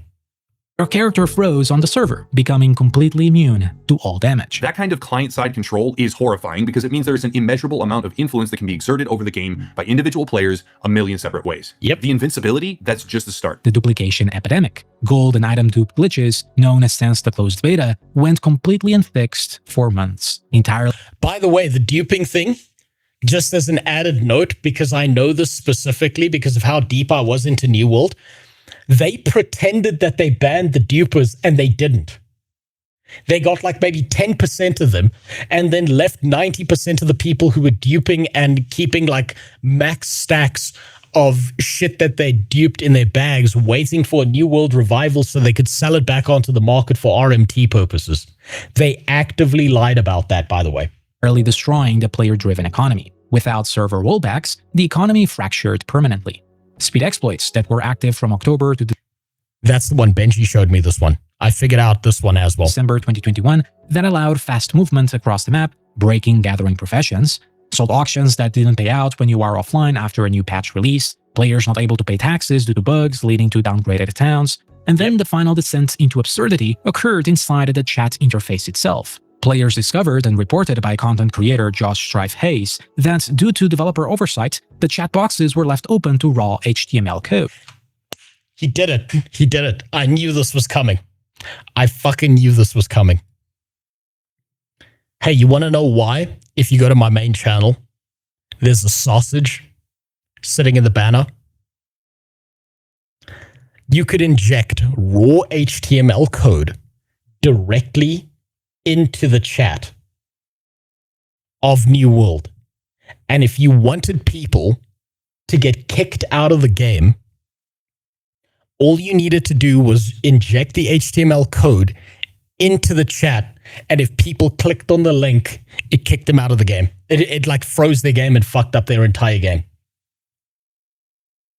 There were a bunch of people who got baited into clicking a link in the chat, and you could make it look like an item instead of the actual link. So you're like, I'm selling this one rare item, and then people clicked on the item and they got kicked out of the game.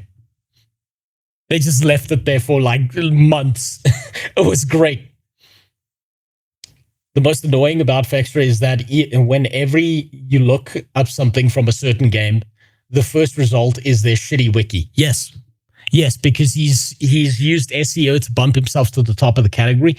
It's actively a link that people should always ignore because he's a rat fuck piece of shit stealing money from the system and from sponsors and all of that. And he got away with it for fucking years. And he was never sorry about it. Something I think could be fun for MMOs like this, or WoW, when they do Mythic Race thing, where they push the highest keys, allow all the bugs on the condition they share with the devs how they can fix. No, you see, you got to remember the devs are an isolated system, and if you report bugs, this happened to Benji a lot. Benji tried to help them by reporting bugs and exploits, and then they kicked him from the game.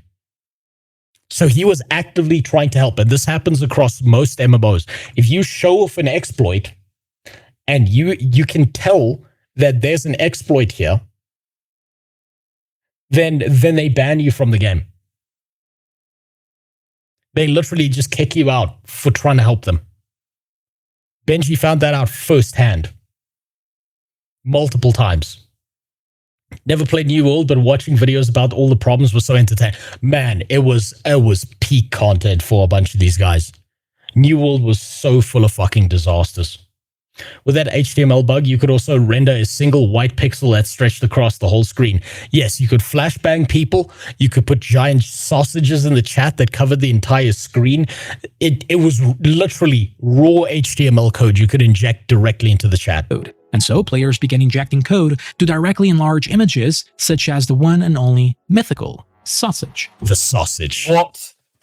That's a big sausage. More maliciously, right. Players weaponized the flashbang code that filled other players' screens with massive blinding yellow blocks when nearby, or tooltips and links that immediately closed the game client of anyone who hovered their mouse over them. You can let other people's game clients display images they should not be able to Oh, that's right. I forgot. You didn't have to click on the link. You just needed to hover over it. I forgot about that. display, quite possibly play sounds they should not be able to play, and, if you send a request that cannot be completed, crash. I tested this with a few friends over a few hours. We were able to replicate it quickly and consistently. I did not put this in general chat, but if I had done, I could have crashed every single player who moused over it. With each new patch, it was as if entirely new bug lists were introduced. Bafflingly, New World had no public test realm to help catch these disasters before deployment. But when they finally introduced a PTR, they routinely pushed and documented changes directly to live anyway, rendering the entire testing apparatus useless. Through its many issues though, the lack of content, the grind, the bugs, they'd lay a foundation for a better game in the future. I think that the game is good, but people, I think in many cases, want more of it. I think what a lot of us want is we want a what's going to happen in 1 year. And so, like many other player bases, they reacted accordingly. They fled. Month after month, New World. Listen to what Asmongold said there. Hey, little boy. What's your name? Potential man. That's what they were. They were potential man. All the potential in the world, none of the throughput. Fixed fucking nothing. They were just pure potential and no accomplishment. But there were harassers and death threats to the poor, hardworking devs, some of which were newer female devs. Oh no. Oh, my heart breaks for people. They could have just stood up and walked away from the fucking screen. Oh, how devastating. Do you think most people don't receive death threats? You say anything online, you're going to receive death threats. I received death threats from the Guild Wars 2 community, who is supported by ArenaNet, over the fact that I called their game pay to win. Those are the people that ArenaNet supports. And I'm tired of pretending it's not. Holy shit. What? That's the other video. Bled hundreds of thousands of players. The hotfixes could not keep pace with a dying game. By early 2022, the historic high of 900,000 concurrent players had collapsed to a mere 30,000. Servers transformed into eerie, desolate ghost towns with fewer than 50 players online. In March 2022, the first major corporate execution took place. Mike Frazzini finally stepped down. You know what's really fucking weird about this? About Mike Frazzini getting kicked out? I made this video. Where was it? I made it here. Hold on. It was before my Moonlight video. This one right here, right? With the shittiest audio in the world, right? It had really dog shit audio.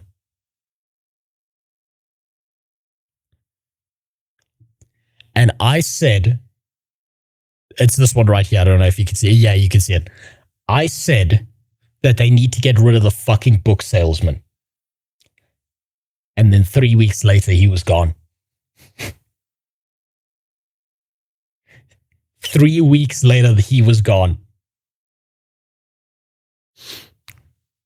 I wish in my little fan fiction in my head, I want to truly believe that someone high up saw that video and decided that they needed to get rid of this fucking idiot. Because I was one of the first people to call him out. And everyone was dodging the topic at the time. I remember when I played Killzone 2 and was top of the leaderboard, forums were crazy. I didn't play enough Killzone 2 to remember that.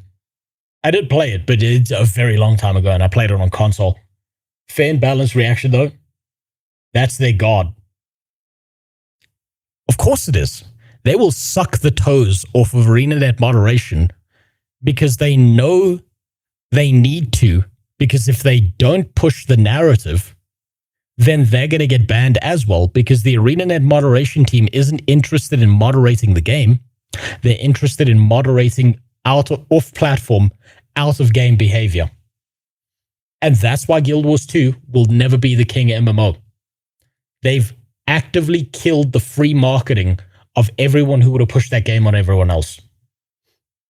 Book Salesman wasn't the only problem. Several devs were from non-MMO and non-RPG games. Those devs weren't the people in control of the decision-making. The top-down nature of the decision-making done inside of New World, and I know this specifically, was you had Mike Frazzini, the book salesman, at the top. You had a few people who were like game devs and coordinators and artists and people who were then delegating tasks to everyone else below them. And whenever a change needed to be made, it didn't matter what anyone here said in this entire system. Their actual structure was that regardless of any of these employees here or here, everyone who wanted to make a change or a criticism had to write a 3-page fucking report that had to go to Mike Frazzini himself for approval. And he was the one who got to say yes, no to absolutely everything they did. So that didn't matter that they had non-MMO devs. Everything had to go through the book salesman. That was the structure of how they built this. He was literally the final decision maker on absolutely fucking everything. Is your Guild Wars 2 banned for all ArenaNet products? Yes. And they blocked me on Twitter. The spite is unimaginable. They blocked me on their Discord. They changed their rules on their Discord. They blocked me on Twitter. They kicked me out of all ArenaNet products. Everything. I like gambling. Everyone else who wants a world of experience, no, fuck that. That's a tester ad. You don't have to click that. You don't have to worry about that whatsoever. It sucks because Guild Wars 2 could be the god emperor of MMOs. It could be, but it never will be. It's actively being held back by the moderation team and the narrative that they want to push. It never will be. It'll never be the king MMO. They've lost that chance. What were the Discord rule changes?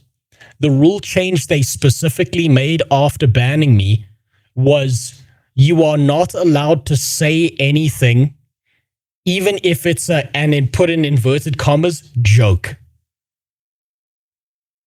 That's what it boiled down to. They put the word joke in inverted commas. Replaced by Christoph Hartmann. In an interview, one former developer put it plainly, Amazon is not a great place to make games. He pointed directly to the executive leadership's hubris. The fatal assumption that because Amazon... See? That's why it didn't matter who the devs were. Amazon was widely successful at retail, that exact same data-driven methodology would naturally translate to art. Frazzini ran the creative division using the same rigid, metric-obsessed corporate processes used to optimize fulfillment centers. Strict arbitrary deadlines took precedence over creative iteration, decisions were made via spreadsheet formulas, and deeply bureaucratic nature that took huge amounts of time to get major decisions approved. As made evident through this video. Oh, sorry, it wasn't 3 pages, it was 6 pages. I'm misremembering. 6 fucking pages. And every decision went through a book salesman. It's been a while. Where was it? Here we go. Just to point this out, I was one of the first people to call this shit out. I may have been the actual first person. One of the higher-ups of AGS went out of their way to properly playtest any of these butchered games for more than 2 minutes. I mean, be honest. Do you really think that someone like Mike Frazzini, a founder of AGS, who is used to working with books who's been accused of the sloppiest, most abusive gaming industry practices out there, even knows how to open Steam by himself? And to further make my point about how disconnected he and probably other higher ups are from what's actually going on in the video game industry, he hired EA executives to work at AGS. You know, the type of guys with such predatory mindsets that EA were being sued just a few years ago for loot boxes? The only people who probably did even try and play the game were the devs themselves. The people directly involved, who are somewhat, at least, passionate about what they are doing and give a little bit more of a shit than just about the money. But to that end, talking about the money, 4 years later, and I'm still right. I'm still right. I knew this shit 4 years ago.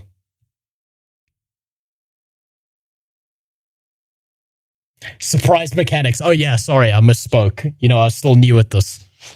So that was fundamentally the core issue with AGS itself, in particular with Breakaway, Crucible, and their every attempt to break into the video game world. That was also the core reason for New World's initial terrible and rushed state.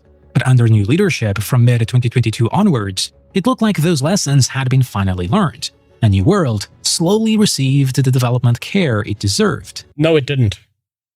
It didn't. They already had the Brimstone Sands area in development from day one upon their release because they were scrambling to patch it up and get it better. Now, it was an improvement on the original base game formula, but it didn't add enough to the game. There weren't enough dungeons. There wasn't enough zones to explore. So what people did was when they released Brimstone Sands, everyone logged in. Well, not everyone, like 20% more people logged in, played it for a month, got through all the content, and then no longer gave a fuck.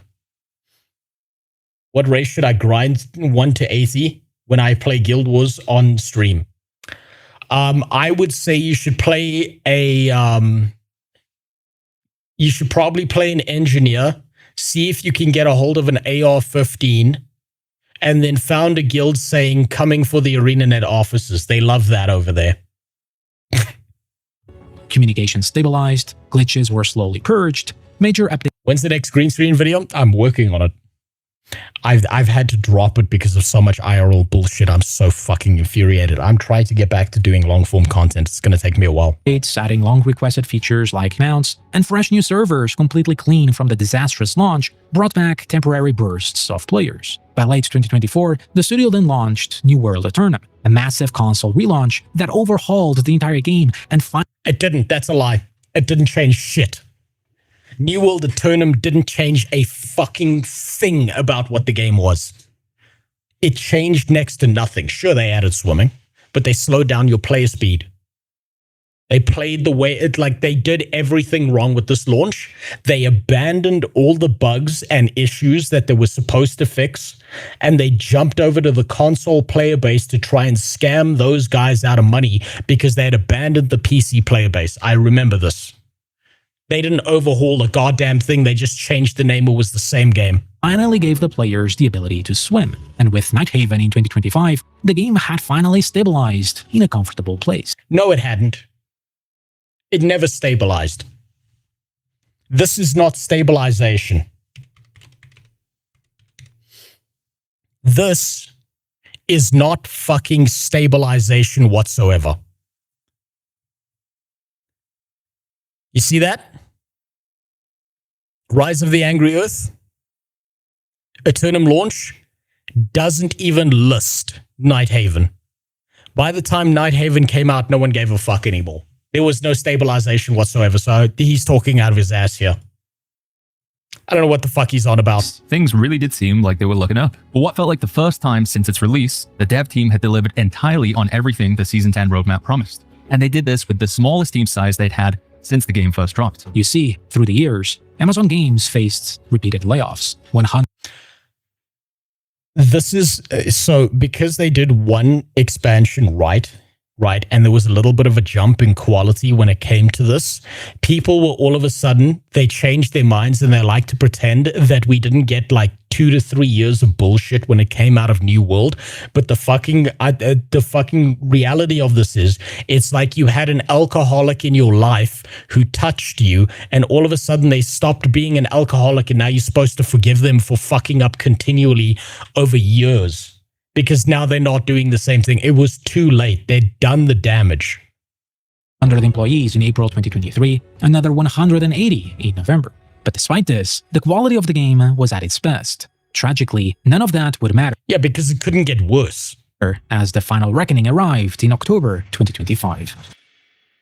Less than a month after releasing the Night Haven update, Amazon announced a sweeping corporate restructuring, cutting over 14,000 jobs across the giants. The first-party AAA gaming dream, a new world, was officially dead.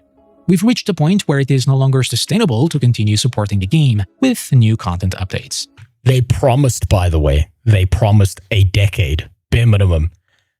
One of their first announcements was, we've secured funding to keep this MMO alive regardless of what happens for 10 years. Said the game's last blog post. It was permanently delisted from all digital storefronts on January 15th, 2026, and its servers were granted a temporary stay of execution, scheduled to go completely dark on January 31st, 2027. Leading up to the Night Haven expansion, had actually grown the player base, and then when Night Haven... What a fucking liar. It had grown the player base. Where? Where's the growth? Eternum launch? Rise of the Angry Earth? Where? How did it grow the player base? Where's the growth, please? Explain it to me. I'm not seeing it.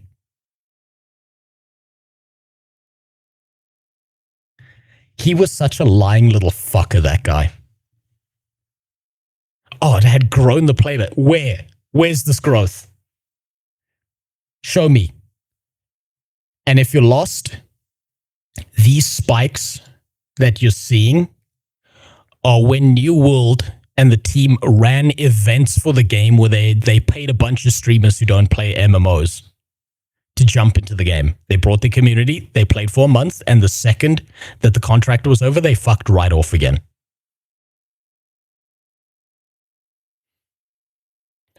Angry Earth was before Eternum. Yes, it was. And then they abandoned the player base, right? But look at the graph. Where's the growth? Where's the population is recovering? I called this back then as well. I said, bullshit, the player base is not coming back. Remember, Night Haven was the last one. This year, 29th of October, no new announcements. Rise of the Angry Earth, up here. They could only hit about 50,000 players max, which was a lower peak than their previous event that they hosted the year before that, which hit 60,000 players max. I think Steam Charts is miscatalogued, so that last spike is Night Haven. Your point still stands. The real reason New World died is because none of the expansions built further on the foundational mechanic that keeps every MMO alive and well. Yes. Fishing. Absolutely. Their fishing stayed the same the whole time. You're right. You're right. They had a whole fishing event as well. A seasonal fishing event. I still remember that. The fucking sturgeons. But it doesn't matter what they did. Every single time they tried something, each peak was lower than the last peak. They fucked that shit up royally. So this right here, what he's saying is a complete fucking lie. Was announced. Massive influx of players has been received. Massive. Yeah, sure. Extremely well. And for them to then announce that the game isn't going to be receiving any more updates going forward, the timing of this feels so bizarre, man. The rug pull of having players return to their... No, it wasn't. It wasn't fucking bizarre at all. I hate this idea of we're supposed to just believe how strange and odd this was. You've got years of this shit. This right here, this last peak down here, was Amazon telling the New World team, if we don't see this number spike above the previous year's number, you've got no hope because it's all diminishing returns. This was not strange or odd or anything. That is such a fucking lie. Man, miss your Twitch channel and all my channel points. Yeah, so do I. It's never coming back because, you see, I'm not touching children on stream. That's what Dan Clancy wants on Twitch. Flagship game, buy into the new season pass, then be told there will be no more updates for the game, and they pretty much fired all the developers. Also, this guy's a notorious view botter, by the way. I think it's... And his excuse was everyone does it. Pretty disgusting behavior. Ultimately, New World wasn't a terrible game. It was a solid middle-of-the-road experience that was able to turn a shipwreck into a loyal and likely sustainable player base. For Amazon, however, that was never going to be enough. From the very beginning, they had aimed far higher. A modest, sustainable operation was never the goal. In the eyes of Amazon's leadership, New World had failed, not just as a game, but as a gateway. It wasn't converting players into Amazon's larger ecosystem. Simultaneously, Amazon quietly slaughtered their second in-house Lord of the Rings MMO. It's also because they had a spat with Sony over this, which had been previously announced in 2023, laying off the entire staff. But you see, the story doesn't really end here. Despite Frazini's departure in 2022, the corporate disconnect and the trend chase. Are Reacts considered view botting? I'm not sure. You're going to have to explain that one. That makes sense, to be honest. He was semi-big, but his channel was popping off quite a big more. This is the thing is, he was semi-big, but he was only semi-big because he was botting his numbers, and so it pushed him to the top of the New World category. So if anyone was going to watch New World stuff, they would watch him in particular. And if you looked at his chat rate, it just didn't match up with the viewership numbers at all. Pacing never truly vanished. It simply evolved. In 2024, an internal corporate mandate forced teams to aggressively integrate generative AI into their workflows. The report highlighted Project Trident, a cooperative third-person action game that internal teams were genuinely passionate about. Corporate leadership, however, intervened, demanding the game to be heavily powered by large language models for NPC voice work and even animation. They tested this out in New World, by the way. You could tell when you spoke to NPCs that a lot of the NPCs were being voiced by AIs already. They felt it was either pivot to fold in generative AI element or more than likely shut down. The team scrambled, completely rewriting their game to comply with a corporate trend chasing. The reward for their obedience? The project was cancelled anyway, and the entire team was laid off. Because the ultimate form of Amazon's gaming strategy was never about art. From the very beginning, it was about ecosystem dominance. It was about staying in the Amazon ecosystem. Twitch had achieved that, but gaming itself had failed so far. Well, Twitch hasn't achieved that. Twitch is still a net loss for them. The only thing that keeps Twitch around is it keeps people to keep their Prime sub because everyone pushes the Prime sub. And now they had Luna. Welcome to Amazon Luna. Oh, I remember Luna. What a fucking joke this was. Play in a whole new way. It's never been easier to play with, or against, family and friends, across exclusive titles, party games, and more, included with Prime. Back in 2022, utilizing their famed AWS, Amazon launched their premier cloud gaming platform, Luna, heavily integrating it into Twitch and Prime subscriptions for free, the gateway, or at $10 a month for the premium version. Amazon does not want to spend $500 million a year hoping for something that sticks. Wasn't Peon lost for words after Ashes of Creation? Weird how that happens. Yeah, I know. It's almost like everything he backs dies. They want you streaming games instantly, completely dependent on a subscription, on their own terms and rules. They replaced the artistic potential of New World and Project Trident with Luna-exclusive AI party games, once again targeting the Twitch audience, featuring an AI-generated Snoop Dogg, courtroom chaos. A birthday burglary. Seen this one before. Defense. What you got to say about this? New World is getting... Do you see how it's all gimmicks with them? It doesn't matter. I tested Luna and thought their partnership with GOG was a good idea. It was a good idea, but what it did was it dragged GOG down instead of lifting Amazon up, right? Because what they had to offer on their platform could not compete with the pre-existing platforms, and they thought they could. The reality is that they had nothing to offer. And then what we're going to see now is we're going to see the fake narrative of people saying, oh, they killed off New World for this bullshit Snoop Dogg mobile gaming slop, but that's not the reality. It's not the reality. They were already pivoting off to mobile games because they'd failed so much with PC games and console games. And everyone's like, oh, I can't believe they killed New World for this. No, they didn't. New World killed itself. And when they saw that corpse lying there with flies around it, they knew that that was the last time, and they were going to pivot to mobile games, which are far more monetizable, cost much less to create. They were already heading in that direction. This whole bullshit idea that New World died for the mobile game is complete horseshit. Axed for this, the community was in disbelief, but for Amazon, that was the future. Though they are still publishing major AAA games such as the new Tomb Raider. Publishing, not making. In January 2026, Christoph Hartmann quietly stepped down from his leadership position. He was replaced by Jeff Gaddis, the previous head of Xbox subscriptions. The gaming studio and the cloud service subscription were now consolidated under the exact same executive. Oh my god, AI, the water levels. We're drying the oceans. Dry them out faster. While it is still early for cloud gaming, with the ever-rising price of hardware, the constant push towards higher game prices, higher control over ownership through DRM and digital-only games, Luna might just be their long game. No, they have no products to offer that are going to keep people around for long enough. If you go onto Amazon Prime Video, they've got a ton of products for people to offer. They got a ton of exclusives. There's a reason to get Prime. If you go onto Twitch, people get Prime so that they can get the free sub that they can give to people, so that their favorite e-girl who's writing names across her butthole can write your name on her butthole. That's why they keep it around. It's for the Prime. They have nothing to offer in the gaming space, so this wouldn't convert to Prime. They were too fucking stupid to register that. This is what computation is like today. Everybody has their own data center. And that's not going to last. It makes no sense. You're going to buy compute off the grid. That's AWS. He's right about this. He was just 20 years too early. We were doing it internally at Amazon for ourselves, and the APIs were created. That's a very interesting story in its own right. But this is, these kind of horizontal layers like electricity and compute and now artificial intelligence, they go.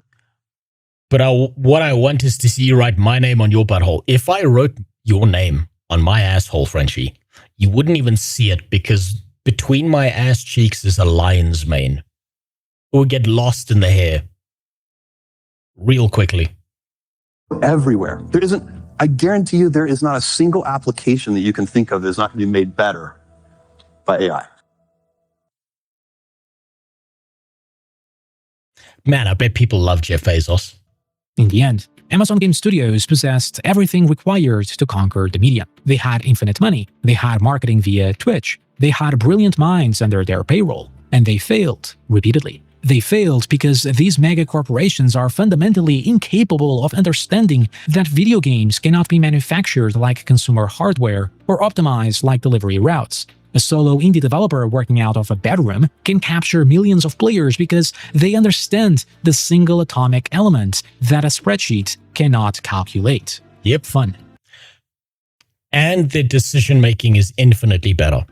Amazon ran their creative house through endless layers of corporate management and red tape. They chased ever-passing industry trend, treated their developers like data processors, and their only success story failed by utterly failing to manage it properly. For the players who forged unforgettable memories in the wilds of Eternum, the world ends in January 2027, but for the soulless megacorporation that built it, the game was over before it even launched. I wonder how many people are going to log in for the final day of New World being alive. I wonder if I should do that on stream. Just to show you what a fucking joke this game was and why it deserved to be killed. For all that it did to people. I wonder if I should do that. But anyway, that was a fantastic video. A little bit of bullshit in there, a little bit of narrative that is completely wrong, but I can't really blame him because no one was as deep into New World as a person like me. But solid video. Solid fucking video by this guy. He did a good job with it. This joke's still going. Which one? Man, oh man, this was such a fucking disaster, this. It was such a horror show what New World was, and everyone loves to pretend, oh, I can't believe you killed New World, bring New World back. No one was playing it. No one was playing it. No one gave a fuck about it. Every time you checked the numbers, they were lower than before. What a disaster. Get a jar of moonshine and send New World off on its final day. You know what? I might do that. And unlike all these people who are going to pretend like New World was this big deal, I'm just going to say, good fucking riddance. You deserved it for everything you did wrong.